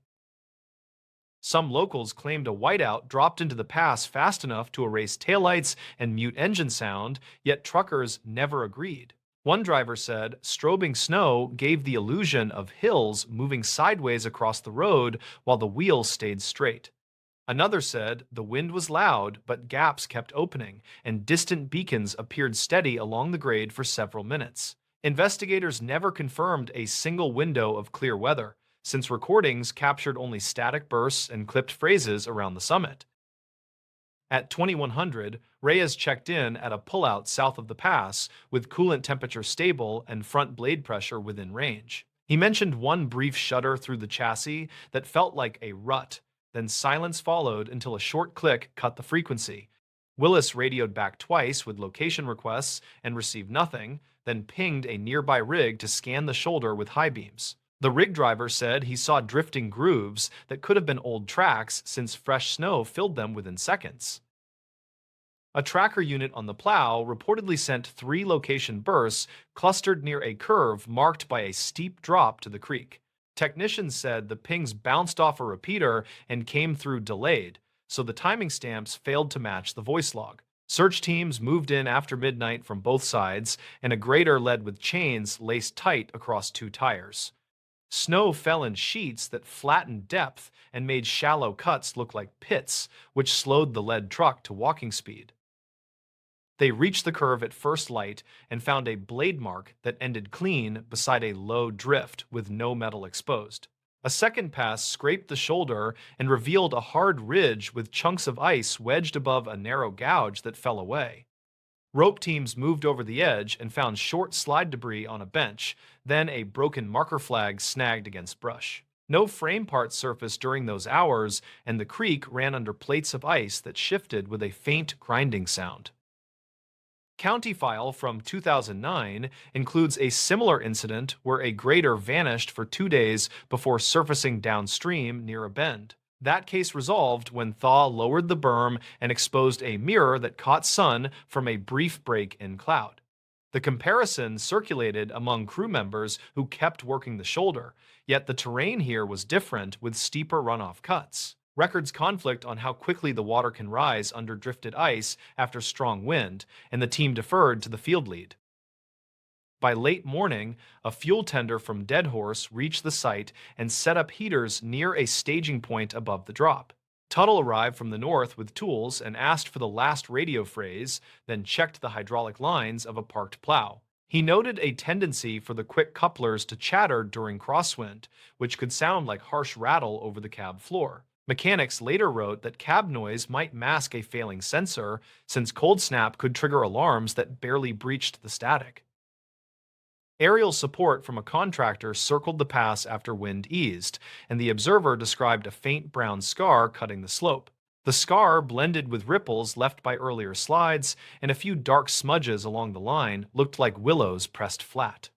Photographs show no bright paint or reflective decal, though one frame catches a straight groove pointing toward a tight creek bend. Investigators never confirmed those features as relevant, since snow squalls smeared edges between frames and made distances hard to judge. Afternoon brought a partial clearing that revealed a fan of ice shards downstream, and a thin sheen of coolant floated in a pool. Samples were jarred for testing, and the chain crew shifted downhill with bars to pry plates loose where the creek narrowed. A snapped radio whip surfaced near a root ball and looked fresh, but the base had no distinct paint and the mount was missing. Some locals claimed scavengers grabbed parts fast after wind events, although crews said nothing moves under that much drifted ice. Willis compiled a timeline that night using dispatch logs and audio clips, then flagged minutes where Reyes last sounded clear and calm. She included notes on tanker releases and 2 reports about a stopped reefer whose engine coughs overlapped the plow check-in. The final packet lists contacts with the state patrol and a maintenance foreman who drove south to relieve the tired search crew. That foreman added tire print photos that seem to double along the shoulder, which can occur when chains stamp over their own path. During the second day, a parkerized tow hook appeared in a melt pocket with scratches no wider than a thumbnail along the curve. The hook matched a model used on the plow fleet, yet maintenance inventory showed 6 variations that had circulated for years. Without a serial, technicians wrote a reserved note that placed the hook in a probable category rather than as verified evidence. Some locals claimed the hook drifted from higher on the slope, while others said the creek likely dragged it after a brief surge. On the third day, crews uncovered a ladder rack buried in compact snow beside a narrow stand of willows near the creek. The rack fit, the plow make, and bolt patterns lined up within tolerances, which moved the case toward a likely location. A downstream net caught a small panel stamped with 2 digits that matched the fleet series, though corrosion blurred the final number. Investigators never confirmed whether the panel came from Reyes's machine, and state records marked the find as inconclusive with an asterisk. A trucker who runs that road each week provided a sworn statement that places a bright headlight west of the proper lane. He said the beam cut across a hump of snow and flashed once, then vanished as wind shifted, which he logged against his odometer. Another driver produced a dash recording where only hiss and faint pops can be heard during that minute near the summit pullout. Records conflict on whether either account fits the minute Reyes went quiet, since clock drift and reception gaps complicate the match. A fourth-day probe found the plow nose buried in a kink where the creek dives under a bank and resurfaces in a small pool. Divers worked under ice with lines and spotted a cab corner wedged against a boulder, then a shattered mirror floating free. The recovery took hours as the weather dropped again, and the team cut a trench to guide the frame toward a winch. When the cab cleared, the seatbelt latch showed marks from impact, and the ignition key sat half-turned with the radio switch on. The medical report is brief and cites blunt force trauma with a probable sequence that begins with a sudden drop along the hidden bank. It notes no sign of alcohol and a normal panel, plus bruising that aligns with a violent jolt as the frame struck rock. Investigators never confirmed whether the initial slide began from crosswind push or a shelf collapse that undercut the drift from below. The final line lists cause as accident during storm response, with contributing factors that include limited visibility and shifting ice. In the months after, crews added poles near the curve and new markers above the creek, and radio checks increased before the summit. The company revised night runs and paired plows for that section, while dispatch set tighter windows for convoys during early gust fronts. Some locals claimed the changes came too late and that old warnings about the creek shelf sat ignored in a forgotten drawer. Archived notes show earlier mentions of undercut edges that never reached policy, though supervisors say budget cycles delayed permanent fixes. The Dalton Highway kept running through that winter and the next, and the pass remained a place where visibility turns to noise. State records preserve the photographs and the hook, and the rack sits tagged in a bin that lists the mile number. Drivers still slow near the curve and watch the creek where drifted plates hold for a week, then crack without warning. The file closes with a sentence that keeps to the facts and a road sign that leans slightly north when the wind rises. The stories. What stayed behind in this motel room window? The room was standard. Two beds, a humming wall unit, and a window that faced the parking lot where big rigs idled through the night. What didn't look standard, once the sun rose low and flat, was the faint writing that only appeared across the glass at a shallow angle backward, patchy, like a message scrubbed hard but not gone. Rhea Mallory, 37, an insurance field adjuster on a week of hail damage claims, noticed it as she packed. She had meant to drink the motel's thin coffee, make 2 calls, and hit the interstate before the heat came up. The plan wobbled when the gold light caught on the pane and stitched a sentence out of streaks. She leaned close. 3 words. Reversed. As if intended for someone outside. The first resolved quickest. He. The second took longer. Was. The third broke into stuttered islands before joining. Here. Rhea didn't trust hunches for work, but she did trust her eyes. The glass held something that wanted to stay. She touched the pane with her knuckle, careful not to smear. The letters were not marker or paint. They looked like oil lifts, the kind that come from fingers pressed to a clean surface, then wiped without full success. Years of photographing dent patterns and windshield webs had made her look for directionality, downstrokes, stopping points. The H's verticals were heavier at the top. Somebody had reached up to write it. The height matched a kid, maybe a small teenager, maybe someone standing on a heel. The backward presentation meant whoever wrote it had been inside the room, not out in the lot. Rhea stepped back, then forward again, catching the angle to reread. He was here. It wasn't much by itself. Still, it clicked against something she half remembered. A flyer she'd seen in a gas station along this same highway, western Nevada. A wide run of sage and salt flat about a kid who had vanished years ago, last seen near an old roadside motel. The details on the flyer had been faded and generalized, and she hated the feeling of turning strangers into puzzles. But the message on the glass wouldn't let go. She snapped a photo, then another with the curtain pulled halfway to throw side shadow. Insurance habit. She set her phone on the sill and made a line in her notebook. Room 23, North Building, roadside motel off the state route near the truck stop, morning light from the east. She added the date in her own style, early September of 2011, because she'd learned that memory softens the edges of time. Down at the front desk, a man with the posture of a coiled garden hose slid a receipt across the counter. He wore a shirt with a stitched name. Denton Kroll, property manager. He had the long stare of someone who had solved the same small problems for too many seasons. Rhea mentioned the window, casual like it was a maintenance note. Cleaning streaks, Kroll said. Windex when the sun hits. He tapped the desk with a capped pen. Happens. Could be, she said. It looks like words, though. Backward, like someone wrote from inside. People do all kinds of things to glass, he said, not looking up. Kids breathe and draw hearts. Guests leave handprints. Our crew wipes it down. Since when have you managed this place? Rhea asked. Still casual. Late 2000s, he said. Before that, it was old Mr. Levitz. He let things slide. We've replaced a lot of panes, Truth told. He would not say more, and she didn't push. It wasn't her business. She was there for roof photos and the Dent farm on a fleet of sedans. But curiosity has a way of hiring a seat beside duty.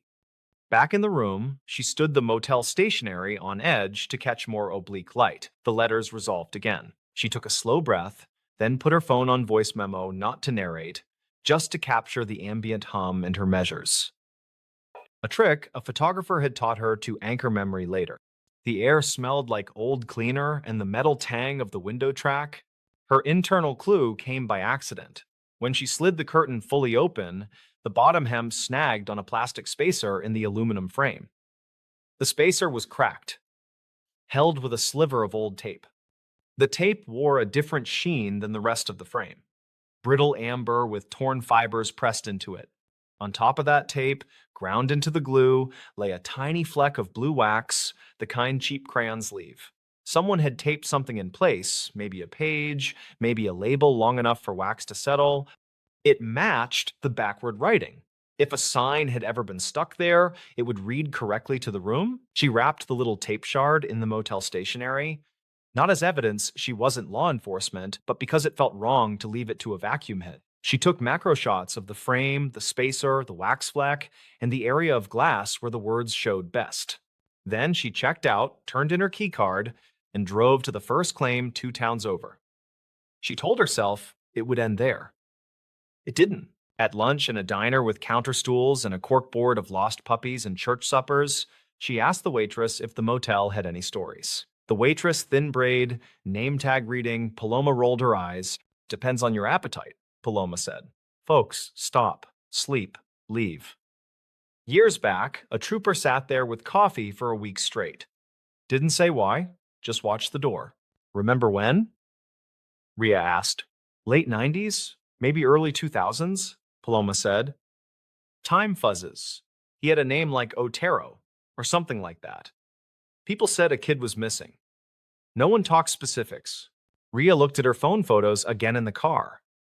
He was here. She tried to leave it alone. That night, at another motel 2 counties away, she gave in and called the number on a public information page she found for the State Highway Patrol. A desk officer forwarded her to a sergeant who handled cold inquiries. She left a measured voicemail, using evidence terms that felt correct to her station. I'm calling about a motel window in western Nevada. Room 23, North Building. There's old oil-lifted writing that reads he was here when viewed at an oblique angle. There's also tape residue with blue crayon wax embedded in a spacer on the frame. I'm not asserting anything, just saw it, photographed it, and thought it might matter if there were any archived calls tied to that property. A day later, a woman called back, voice steady, words spare. She introduced herself as Sergeant Mara Vickery. Rhea put her on speaker and laid out exactly what she'd seen in order. Vickery didn't indulge or discourage. She asked for the photos and the exact position of the room relative to the parking lot. She also asked about the condition of the glass scratches, chips, or a logo in the corner that would indicate the manufacturer and tempering date. Rhea checked. The corner carried a faint etched mark. She had to tilt it hard to read. She wrote it down. Vickery hummed. The way someone does when a thing aligns with a file in memory. Here's what we have, reportedly, Vickery said. In late spring of 1999, a teenage boy traveling with extended family was reported missing along that corridor. Last confirmed sighting was a convenience store, 2 exits from your motel. Dispatch logs note a search and a hotel canvas. Witness statements varied. No sign. The case is cold, not active. We do not discuss names. Her tone made a boundary plain without being harsh. I'm not asking for any names, Rhea said. I can send you everything. One more thing. There's a crack in the plastic spacer on the frame that's been taped over for a long time. The tape is ambered. There's blue crayon wax ground into it that felt like it was from inside, not outside. Copy that, Vickery said. Send what you have. Rhea sent the photos with a short note. She expected silence. Instead, Vickery called again the next afternoon. The mark you read on the glass etching is interesting, the sergeant said. It indicates the glass was manufactured in 2003. The motel you stayed in? Our old notes suggest it had original panes at the time of the search in 1999. So, if the panel in room 23 was replaced sometime after 2003, whatever writing you saw could predate that replacement only if transferred in some way. More likely, the writing was made after 2003, meaning the message came later than the disappearance, Rhea said. Most likely, Vickery said. This isn't a TV turn. It doesn't solve anything. But it revises assumptions about timeline and occupancy. It suggests someone connected, or someone who wanted us to think they were connected, came back to that room after 2003. We would need maintenance records to know exactly when the glass went in. It made sense, and it did not hand her any drama. It did offer direction. Rhea drove back after her last claim and asked for Kroll again. She didn't pretend she had authority. She did not hint at leverage. She simply showed the macro photo of the etching and the cracked spacer and asked if he had any records on window replacements. Kroll rubbed his jaw as if checking for new bones. We replaced a batch after a wind event, he said. Glass was whistling. I'll look. He returned with a gray file folder crusted with post-its. Inside sat stapled invoices with dates in the margins. Early August of 2007, Units 12 through 24, North Building. Supplier, Lima's Glass Service. Installer initials? You mind if I photograph these? Rhea asked. Knock yourself out, Kroll said, and for the first time he looked tired in a way that wasn't irritated, just human. The external confirmation came when Rhea called the number on one of the old invoices and got a man answering on the second ring. Lima's, he said. Hector speaking. He remembered the job, long run of aluminum frames that had gone chalky from sun, Hector Limas said. We swapped panes and spacers where needed. I had to rig a few things because the sill channels were bent. We didn't touch curtains. New tempered glass, stamped 2003 because that's what the distributor had bulk. Do you remember room 23? Rhea asked, knowing the question was broad and that memory is a wide net. Vaguely, he said. I remember one where the inside of the glass looked fingerprinted even after cleaning. We assumed someone had handled the pane before it cured. The housekeeper complained the smears came back in certain light. We used ammonia. It didn't fully lift. That's not unusual. Oils can ghost. Did you ever see writing in the oil? She asked. Could've, he replied. I don't read windows for stories. We replaced what was cracked. You're talking ghosts. They happen. If you think it's more, tell the troopers. She had already done that. She thanked him and wrote his comments down exactly, adding reportedly and remembered vaguely, because precision and humility can keep a story honest. Over the next week, Rhea kept doing her real job, hail dents, roof lines, signature blocks, while she let the window gather its own weight. The sergeant called one more time to say they had pulled the motel's old work orders. The pane in room 23 had been replaced in early August of 2007, matching the invoice. Maintenance logs around that month showed a housekeeping note. Writing keeps showing on 23 window. Tried vinegar. Still shows in morning. That note was funneled through a retired dispatcher named Sella Winters, who had saved a cardboard banker's box of old shift printouts, the way certain people keep the world from slipping because they know it tries. A quiet logic emerged. The boy missing from 1999, and there was never a name spoken, could not have written he was here on a piece of glass installed 8 years later, unless he returned. That didn't guarantee that he had. The message could have been a relational echo, a cousin, a friend, someone marking grief. But the tape shard and the wax fleck told another piece. The blue wax had come from a cheap crayon, likely pressed while paper was taped inside the frame. That suggested a small person sitting there, drawing, or someone steadied a page while trying to line up letters against the glass. The residue was on the inside spacer, not outside. That meant a moment happened in the room, not on the lot. Vickery asked a small favor that Rhea could do without crossing lines. Return to the room and try to lift a better photograph with crosslight. Rhea booked herself back into the motel on her own dime at the tail end of a loop. She requested 23 and got it after a shrug from Kroll. She came prepared with nothing fancy, just a black foam board to bounce light and a cheap angled flashlight from a hardware store. When the first edge of sun moved off the far hills, the letters bloomed again. She fixed the angle with books and the foam board, then took a series at different exposures. In two of them, a smudge sat low and right, below the third word, barely a mark unless you expected it. It looked like a short curve with two dots and a drag. Rhea stared until she understood what shape it wanted to be. A crude smiley face, the kind drawn in 3 seconds by distracted hands. In the room notebook, decades old, Sella Winters had jotted a dispatch aside in 1999 that mentioned the kid's habit of drawing quick smiley faces in margins when nervous, according to a teacher's comment taken by phone. That was not proof. It was a soft echo between two separate things. Still, the echo categorized itself as relevant. When Rhea sent the new images, Vickery didn't tell her it solved anything. She said, this tightens the inference that whoever made the marks had knowledge of the kid's habits or was the kid. It also keeps the time frame post-2003. At this point, the facts that remained were simple. A pane installed in early August of 2007 kept showing lifted writing when morning light hit right. Housekeeping noticed. The content read, "He was here," and, in some readings, a simple face below. Tape residue and a crayon fleck lived on the interior spacer. Maintenance logs matched the install. A glazier remembered ghosted oils. Dispatch logs from 1999 contained an aside about a kid's doodles. None of that made a clean line to cause. It did what good detail does. It removed a few wrong lines. The twist, quiet but firm, landed 2 months later.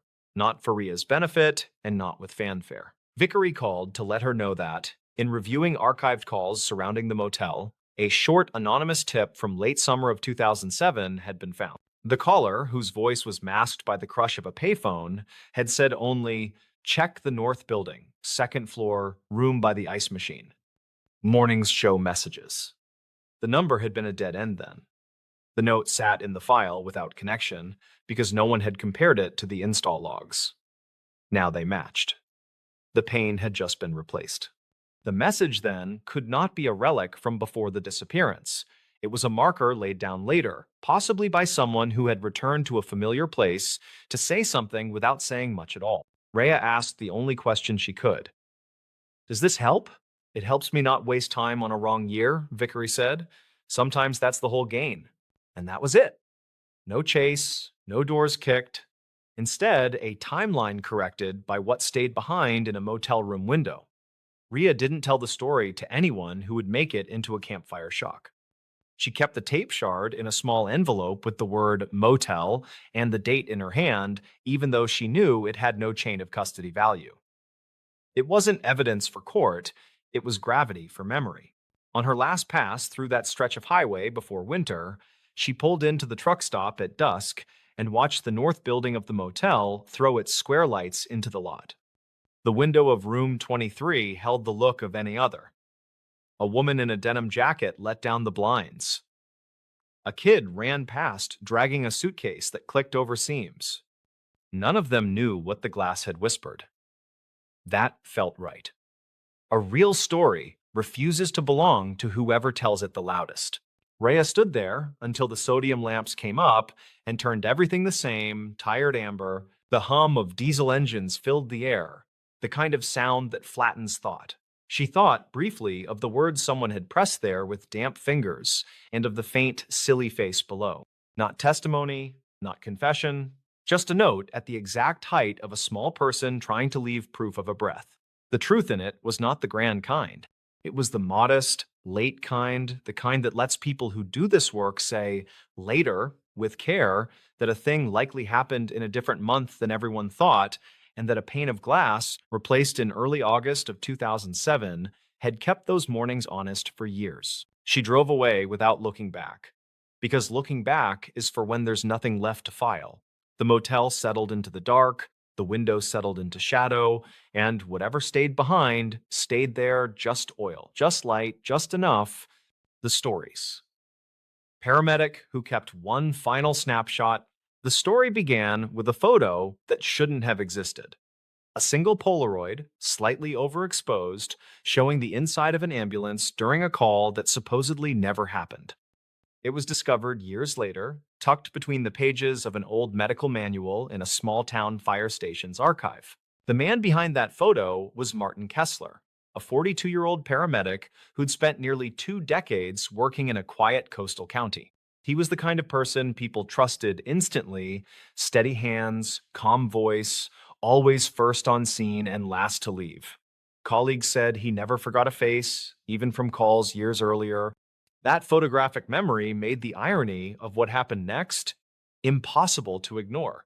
In late March of 2012, Martin and his partner, Dana Ruiz, responded to a dispatch from a stretch of highway north of town. A rollover accident, single vehicle, one driver, reportedly conscious but trapped. The log shows they arrived at 2:17 a.m. Weather clear, visibility decent. Everything about the report was ordinary until it wasn't. When firefighters reached the car, there was no one inside. Seatbelt unbuckled, airbags deployed, engine still ticking from heat, no footprints in the gravel shoulder, no sign of struggle. Dana's field notes mention Martin standing there longer than anyone, staring into the dark beyond the guardrail, as if waiting for something to move. He didn't say much on the drive back, just, "It doesn't feel right. Someone was here." The next morning, Martin called the dispatcher, asking for the driver's name. There wasn't one. The system had registered the call as civilian report unknown source. No, 911 record existed, only a radio relay from a patrol unit that later denied making it. That was when Martin started keeping a notebook, part medical log, part journal. He filled it with incident details that didn't make sense, addresses that didn't appear on maps, names that changed between shift reports, an emergency call from a decommissioned nursing home that had burned down 5 years earlier. Dana joked it was his ghost file, but Martin treated it like evidence. In mid-April, station archives show him requesting a portable camera from inventory, the kind still used for accident documentation. He said he wanted backups for reports. No one questioned it. That camera became the source of the one photo that remains. On May 5th, Martin responded alone to a cardiac distress call in a residential neighborhood.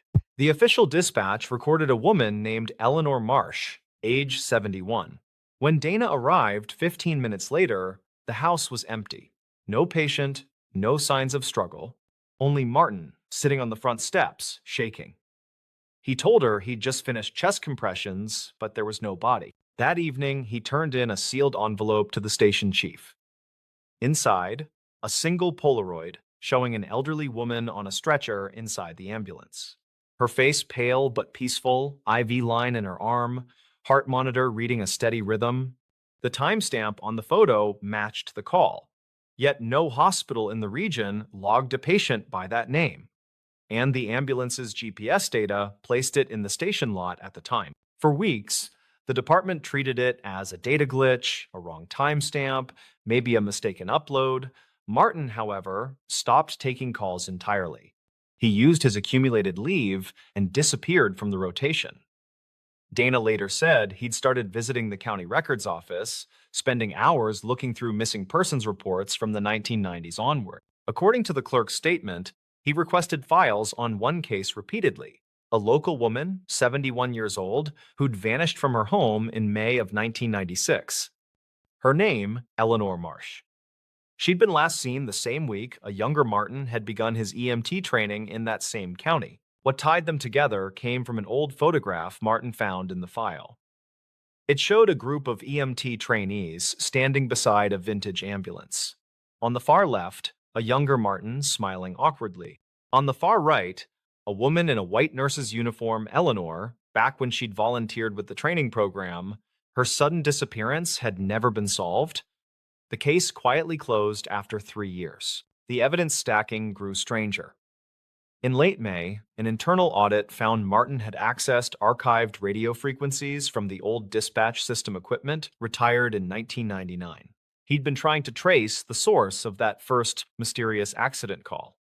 Logs showed someone or something still transmitting on that outdated frequency once every few nights, always repeating the same brief phrase, medic en route. By early June, Martin returned to work briefly, though he looked exhausted, his once steady hands trembling. He told Dana he thought the woman from the Polaroid had been trying to reach him for years, that all the phantom calls were echoes of old emergencies, looping through time until someone finally answered. She begged him to take time off again, but he refused. "If I stop listening," he said, "they'll stop trying to come home." The last confirmed sighting of Martin Kessler was on June 15th of that year. Surveillance footage from a rural gas station shows him fueling the ambulance alone, headlights off, before driving north toward the old highway. The timestamp reads 2:17 a.m., the exact minute of the original rollover call. 3 days later, the ambulance was found parked beside a defunct rest stop, keys still in the ignition. The driver's side door was open, the radio turned to static. In the back compartment, responders discovered a single Polaroid camera lying on the gurney. It contained one undeveloped sheet of film. That image was later processed by the state lab. It showed the inside of the ambulance, empty except for a stretcher, with two folded paramedic jackets placed neatly side by side. The back doors stood open, facing a foggy stretch of road. The official report labeled Martin Kessler missing, presumed deceased. No further transmissions were logged from the old frequency. The firehouse quietly retired his call sign, and the Polaroid was sealed in evidence storage, tagged simply, "Recovered from Unit 7, June 15, 2012. Years later, when new recruits asked about him, veterans would point to the framed photo on the wall, the one of Martin and Dana receiving their service award in 2010. Behind the glass, barely visible under the reflection of overhead lights, there's a faint double exposure. The outline of an ambulance interior, doors open, a stretcher waiting. At this point, the facts that remained were simple. The snapshot was real, the patient never existed, and somewhere along that forgotten highway, a paramedic might have finally answered a call meant only for him, the Bridge Creek drowning that wasn't recorded.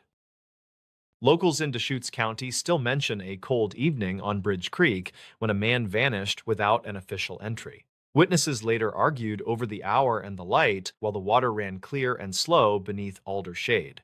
The only certainty, according to archived notes kept in Bend, was that the call for help never landed where it should. The gap in paperwork turned an ordinary search into a puzzle that keeps reappearing in winter conversations.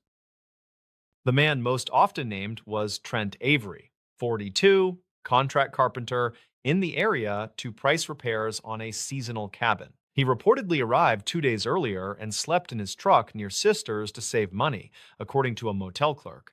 The cabin owner said he never signed in or asked for a key because daylight was already fading near the ridge. The owner told deputies he expected a text that never came, which is a detail that repeats across later statements. Avery met one person that afternoon, a fisheries tech named Mara Collins, 34, state employee, checking culvert screens along a Forest Service spur. She said the creek looked safe for a crossing at the ford, which remained shallow where gravel spread across 2 tire lanes. Her state records log for that date lists water clarity as good and current speed as moderate with no debris above the culvert. She remembered a white cooler in his truck bed and a neatly folded jacket on the passenger seat. Dispatch logs from that week show wildfire smoke along the highway and intermittent tower issues between Sisters and Camp Sherman. A technician wrote that calls sometimes hopped east before returning, which could explain later confusion over which county heard the first report. A private tower contractor filed a brief noting brief resets during the evening hour when shadows lengthened across the creek. The record is not a smoking gun, but it sits near the time window witnesses describe. Collins said she left him near 5 while the light still held, and the ford looked routine for any cautious driver. She told investigators he waved and asked about the old bridge pilings that stick from the bank near the bend. She reportedly replied that the pilings belonged to a logging ramp that washed out when storms changed the channel 2 winters back. She did not recall him stepping into the water or walking the gravel bar to test the footing. State records list a cloud front moving in from the northwest with cooler air that sometimes makes breath show at dusk. A ranger out of Sisters wrote that the creek often looks tame until a beaver dam upstream lets a pulse slide through. That can raise water a few inches quickly, which becomes meaningful in a narrow crossing where tires already press wet stones. The ranger did not say this happened that night, only that such pulses occur without sound along that reach. The first missing person alert does not exist in the county file from 2009, though later forms reference an original call. One deputy said the form might have been faxed to a non-emergency line that stopped accepting overnight traffic. Another deputy thought a visitor probably dialed from near the highway and hit the wrong jurisdiction due to the tower skip. The absence of a timestamp feeds the theory that information arrived in pieces and never landed in a single folder. Two anglers claimed they saw a dome light blinking near the ford sometime after dark while the truck sat angled to the bank. They argued about whether the engine idled or whether they only heard water sliding against stones under the alders. Some locals claimed a third person approached the scene on a bicycle and left without speaking, though investigators never confirmed such a rider. Their statements match on the dome light detail and diverge on almost every other point. Avery's sister later provided archived notes from his phone bills that show attempts to call a Ben number around 8. The number belongs to the cabin owner who had already driven home to Redmond and silenced his ringer above the garage. Records conflict on whether a voicemail ever arrived because the carrier log shows activity while the device log shows only a missed call. The discrepancy is small yet meaningful when trying to place a voice in a narrow hour along the creek. Searchers walked both banks at first light and found boot tracks that entered from the gravel bar and faded where cobble turned firm. A tape measure in a photograph shows a stride that stays even then shortens near a shallow channel cut by the previous week rain. They recovered the white cooler 50 yards downstream, caught against willow roots, with the lid unlatched but nothing inside. The jacket remained on the passenger seat exactly as Collins described, which adds a quiet weight to her timeline. A retired deputy who reviews Coldfield files said the map grid for the initial sweep sits one square too far east. He blamed a habit of copying last season templates during busy weeks and missing small shifts in volunteer practice. That oversight pushes a key waypoint off the creek, which could explain why a thermal search missed a figure in the brush. He did not frame this as proof that someone waited there, only that the error changed where people looked first. In later interviews, a hardware clerk in Sisters remembered Avery buying a short toe strap and a shovel with a fiberglass handle. The clerk thought he mentioned a soft approach near a ford where ruts filled and needed a few minutes with a blade. The receipt time lines up with Collins and the ranger notes, which places him near the creek before dusk with reasonable tools. The purchase does not prove a crossing attempt, yet it keeps the possibility within a narrow band of motives. A volunteer firefighter described a call that almost arrived, a carrier ping that appears in a phone report but not in dispatch logs. He said the station door was open for inventory and the tone speakers clicked once without the usual follow message. He wrote his memory down years later for a training handout, which makes it more story than record. Still, several younger volunteers say they heard similar clicks during that month when the tower resets annoyed crews. Divers checked a pool downstream where the channel tightens and lifts small whirl lines against a rock rib under the bank. Visibility stayed poor due to fine silt stirred by a mid-morning wind and a brief flow rise from upstream wetlands. They found no clothing or wallet and no keys, which matches the detail that the truck cab stayed unlocked at the scene. The diver lead said the bottom felt mostly smooth with scattered roots that would have caught a heavy object easily. Weeks later, a property survey crew flagged a scrap of fabric trapped on barbed wire near a floodplain meadow. The piece looked like work pant material and carried fine silt that stains in the specific way Bridge Creek water does. A lab in Salem could not confirm much beyond weave and color range, which overlaps with common brands used by local contractors. The finding neither closes the case nor clears any doubts about the unrecorded call that started the confusion. Avery's truck eventually left the impound lot and returned to family after a modest court order that resolved a storage dispute. The odometer reading suggested little movement beyond the approach and the short angle found by deputies at first light. Tire pressure on the right front ran low enough to pull a light vehicle toward the wet edge during a cautious attempt.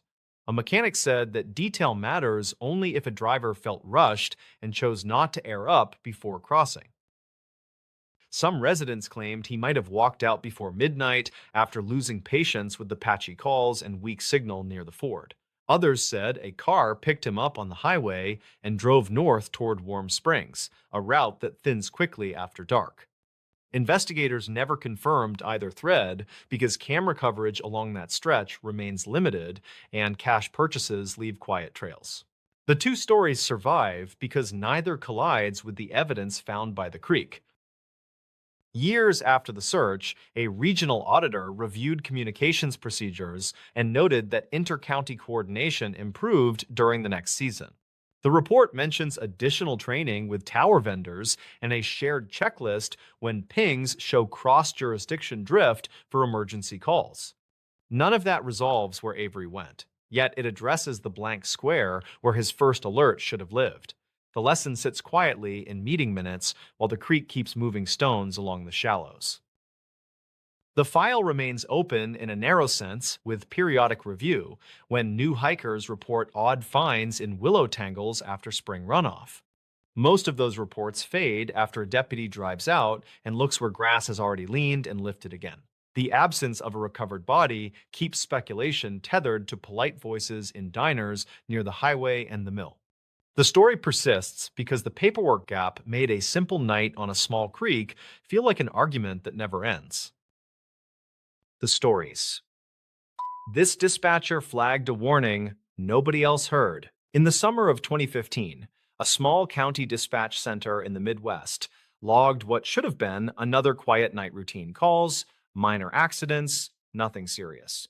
But at 2:36 a.m., dispatcher Lorna Keats flagged a single line in the call log with a red warning tag. The rest of the shift didn't notice. 12 hours later, a missing person report came in from the same road. Lorna was 52, a mother of three, and one of the few veteran dispatchers still working nights. She'd spent more than 20 years listening to the county breathe through static. Drunk drivers, runaway teens, distant gunshots that usually turned out to be fireworks. That night, she was scheduled to train a new hire, Evan Rhodes, a quiet 20-something fresh out of community college. He remembered her as calm, methodical someone who double-checked even the quiet calls. The call in question lasted just 19 seconds. It came from an unregistered prepaid cell phone traced to the stretch of County Route 47 between mile markers 19 and 20. The caller didn't say much, just a breathy male voice repeating, "He's still here," before the line cut. Background noise? Steady hum, maybe an engine, maybe wind? Lorna replayed the audio 3 times, then filed it under possible domestic disturbance. But something made her stop the recording and reopen it. According to her later statement, she heard a faint ticking sound under the voice mechanical, uneven. Like a turn signal that never clicked off, she said. At 2:38, she added a note, "Warning possible vehicle hazard, County 47. No one responded. The patrol car assigned to that region had already been rerouted to a stranded motorist 15 miles away. The shift ended at 6, and by the next day, the flag was buried beneath dozens of other overnight notes. 2 days later, a farmer found a truck half submerged in a drainage ditch along the same stretch of road. Inside was 30-year-old Bradley Norum, a construction worker from a nearby town. Engine still idling, phone missing, seatbelt unlatched. Coroner placed the time of death around 2:40 that same morning, within minutes of Lorna's flagged call. County investigators wrote it up as a single vehicle accident. They said Bradley likely swerved to avoid a deer, hit the embankment, and drowned before he could escape. Lorna, however, couldn't let it go. She'd handled too many wrecks to ignore the timing. The ticking sound, the phrase, he's still here, the untraceable number, it didn't add up. A week later, she retrieved the audio from archive storage and took it home on a thumb drive. Her husband found her replaying it that evening, headphones pressed tight, not speaking for almost an hour. She said she thought she heard two different voices, one layered under the main one. A whisper, or maybe a radio echo, she told him. He dismissed it as interference, but Lorna wasn't satisfied. She called the phone company listed in the report, Westridge Cellular, to ask about prepaid tower logs. The representative told her the call had pinged off a repeater near Old Mill Road, 2 miles east of the crash. Problem was, that tower had been offline for maintenance between midnight and 3 a.m. She double-checked through county records. The outage was confirmed. If that was true, the call shouldn't have connected at all. When she brought this to her supervisor, he told her it wasn't her concern. The system hiccups sometimes, he said. Let it go. Instead, she filed a quiet memo through the internal server detailing her findings and sent a copy to a friend in the State Highway Patrol. The friend, Officer Miriam Cole, kept the note, but admitted later she didn't think much of it until months afterward. Then, in November of that year, a storm knocked out power across the same district. During the outage, technicians discovered a repeater box still running from an auxiliary generator, a model decommissioned years earlier. Inside it was a burned SIM card fused into the port. Serial number partially visible. It matched the first digits of the untraceable phone from Lorna's warning. This detail never made the official report. A small internal inquiry followed, but concluded there was no functional link between the repeater malfunction and any known incident. By that point, Lorna had already transferred to a day shift. She told coworkers she didn't want to hear the night anymore. Years later, a regional journalist researching abandoned communication systems stumbled on the archived memo. The journalist, Alan Marin, interviewed Lorna at her kitchen table in 2020. By then, she'd retired and moved to a smaller town near the river. In the recording, which he later shared for a local podcast, she said something quietly that caught his attention. You know what gets me? He said. He's still here. Not, I'm still here. Someone else was supposed to hear it. Alan followed the breadcrumb trail dispatch logs, weather reports, the crash file, and that malfunctioning repeater. He found that the generator inside had been serviced twice after its supposed decommission date, each time by a subcontractor called Northspan Utilities. Northspan had folded in 2013, 2 years before the incident. Whoever maintained that repeater after the shutdown wasn't listed in county records. Allen managed to contact one former Northspan technician, a man named Dennis Harlow. Dennis said that in the early 2000s, some repeaters were used to piggyback maintenance frequencies for nearby rail lines. It was a cheap way to test emergency signals, he said. But it was never supposed to overlap with civilian channels. If it did, you'd get bleed-through, like ghost calls. Ghost calls. That term caught traction online when Allen's podcast aired, though Lorna hated it. She said the word ghost turned it into superstition, not signal bleed, not malfunction. Still, she admitted the possibility haunted her. The crash site, the voice, the timestamp, they lined up too neatly. In 2021, the county repaved Route 47, covering the drainage ditch. The wreckage was long removed, but for maintenance training, new dispatchers were still shown the red-flagged log from that night as a case study in procedural diligence. The warning nobody else heard became a quiet legend among the staff, half cautionary tale, half proof of how easily small details slip away. What remained were fragments. The 19-second clip archived under a generic file name, the memo Lorna wrote, the service invoices from Northspan, and the coroner's note listing water in the lungs. Each on its own could mean nothing. Together, they formed a pattern too odd to ignore but too thin to prove. Lorna passed away in 2023. At her retirement gathering the year before, a few old colleagues brought up the story. She just smiled and said, "It was probably static." Then, according to Evan, her trainee from that night, she added quietly, "But static comes from somewhere." At this point, the facts that remained were simple. One call, one warning, One man dead on a dark county road. The system logged everything perfectly except for the truth behind that 19-second window. Whether it was interference, a misrouted test frequency, or something else, no one could ever show exactly who made that call or why it stopped where it did.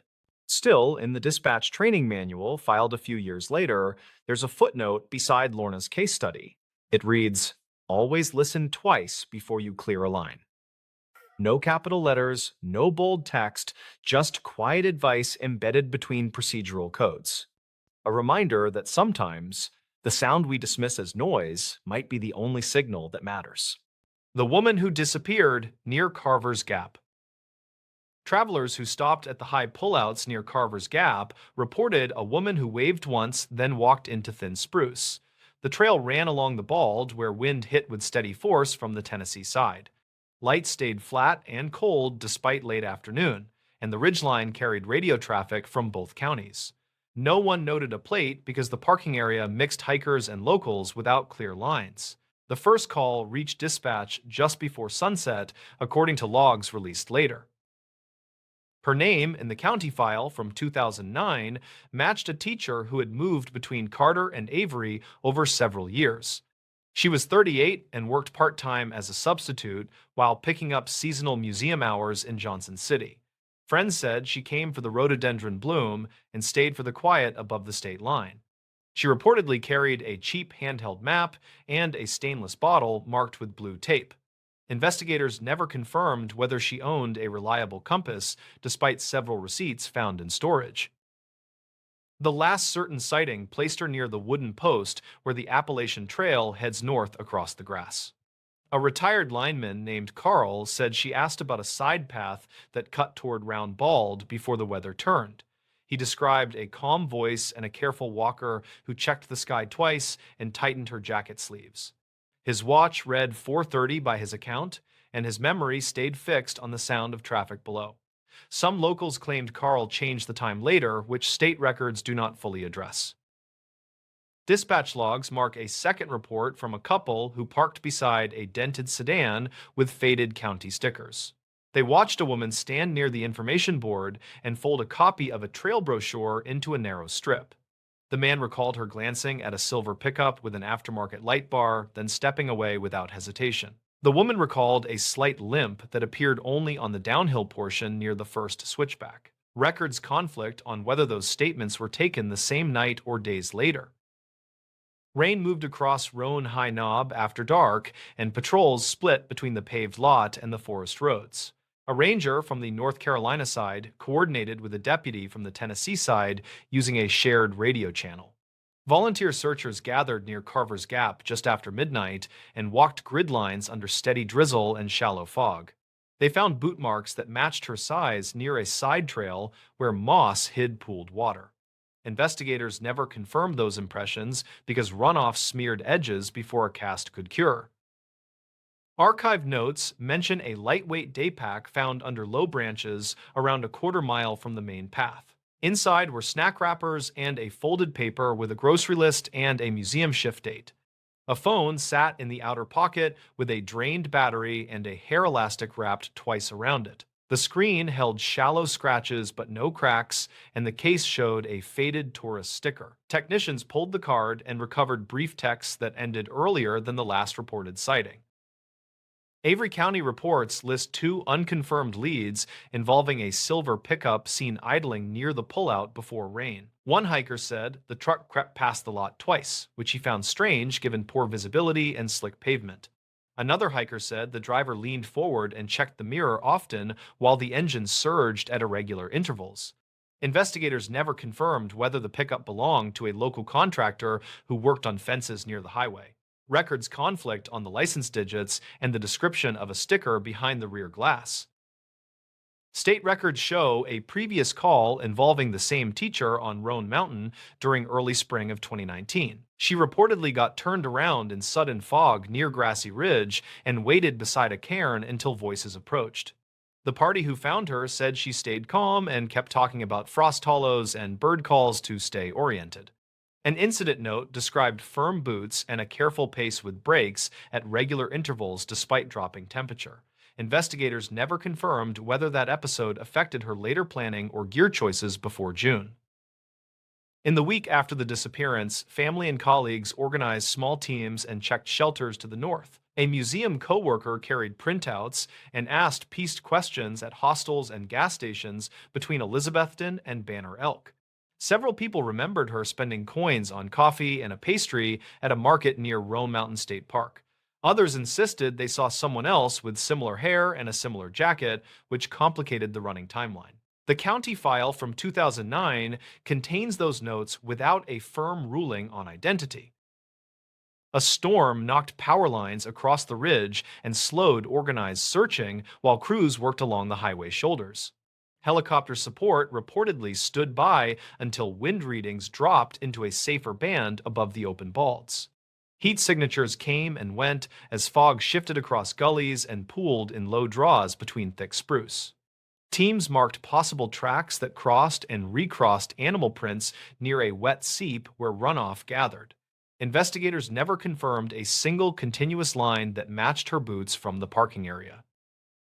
Weeks later, a trail runner found a stainless bottle wedged under a root beside a shallow step. Blue tape clung to the metal, and a fingerprint technician lifted partials that matched previous samples from her apartment. The cap showed light grit and a torn gasket, which might explain a sweet smell noted by two searchers. Some locals claimed the bottle had not been there during early sweeps, which raised questions about movement after rain. Records conflict on when the site was first photographed and tagged for follow-up. The apartment in Johnson City held careful stacks of notebooks and a shoebox filled with admission stickers. One notebook mentioned a plan to walk the balds alone to map views for a lesson about settlement routes. Another page listed bus times and an alternate ride from a coworker whose statement later changed on 2 points. The coworker first said she offered a ride to the Gap, then said she offered a pickup from the Gap. Investigators never confirmed either offer, which left timing gaps across the late afternoon window. Bank records show a small withdrawal that morning and no further activity after the day of the hike. A library card saw used 2 days earlier for field guides that matched the notes found near the day pack. A phone account tied to a prepaid plan rolled over minutes on schedule without manual action from family. Technicians found no logins after the last tower handshake near the state line on the ridge. Dispatch logs carry that timestamp and mark it as the final verified ping. A rumor formed around an old farm road that drops toward a creek where anglers leave crushed cans. A property owner told deputies about a woman who waved once near a locked gate before stepping into Laurel. He could not fix the date and changed the season at least twice during follow-up interviews. His dog growled at the brush that evening, and he found cords of stacked wood disturbed along the fence. Investigators never confirmed the account, and state records caution that memory shifted after news coverage. Later that summer, a faded sedan matching the parking lot vehicle was towed from a private lot near Elk Park. A shop owner said the driver left it overnight and never returned to settle a quoted repair. The owner thought the driver was male based on height and a cap pulled low across the brow. The tag returned to a different county, and paperwork took time because of mismatched mailing records. Archive notes say the lead produced no direct link to the missing teacher despite initial excitement. By fall, snow brushed the high grass, and searchers changed tactics to check drainages for winter evidence. Teams followed game trails where leaves bridged small streams and gusts erased prints within minutes. A jacket scrap turned up near a low snag, but color comparisons did not match clothing in photographs. A volunteer insisted the fabric felt similar to a liner she wore during spring trips on the same ridge. Investigators never confirmed the match, and records conflict on whether the sample was cataloged correctly. The museum held a small gathering where colleagues read notes about her lectures on birds and trade routes across the mountains. A student recalled her steady pace during a field trip and a habit of counting steps between viewpoints. Another student remembered a hesitant smile that appeared when someone mentioned weather reports and trail etiquette near fragile plants. Some locals claimed she had hinted at moving away, which her sister denied in interviews with a regional reporter. The county file from 2009 keeps both statements without comment on reliability. Winter closed the high road at intervals and ice grew along shaded cuts where plows could not hold traction. Crews marked fallen limbs and flagged slick corners, while visitors stayed lower in the valley towns. The case slipped from headlines but stayed in quarterly summaries prepared for both county commissions. Detectives traded notes about similar disappearances along the border where ridges tangle and lines divide jurisdiction. Investigators never confirmed meaningful overlap beyond weather patterns and occasional vehicle descriptions. In spring, a new ranger reviewed the folder and walked the first 3 miles north at dawn. He carried the printed dispatch logs and paused where the bale wire fence dips near a wet meadow. He noted how sound traveled along the bald and how voices blended with trucks grinding up the grade. A sudden shift in cloud shadow hid the post where the trail turns, and the path narrowed near wind-stunted trees. His memo suggested a simple misturn compounded by weather and fatigue without clear evidence of intent. Years have not settled the case, and no court file closes the matter with certainty. Reportedly, a hiker sometimes meets a man who still repeats the time and the steps and the exact wind. He stands by the wooden post and points where the grass folds over and the path looks wider than it is. Some locals claim she walked out on a different day and left by a service road near the towers. Investigators never confirmed that ending, and records conflict enough to keep the question alive near Carver's Gap.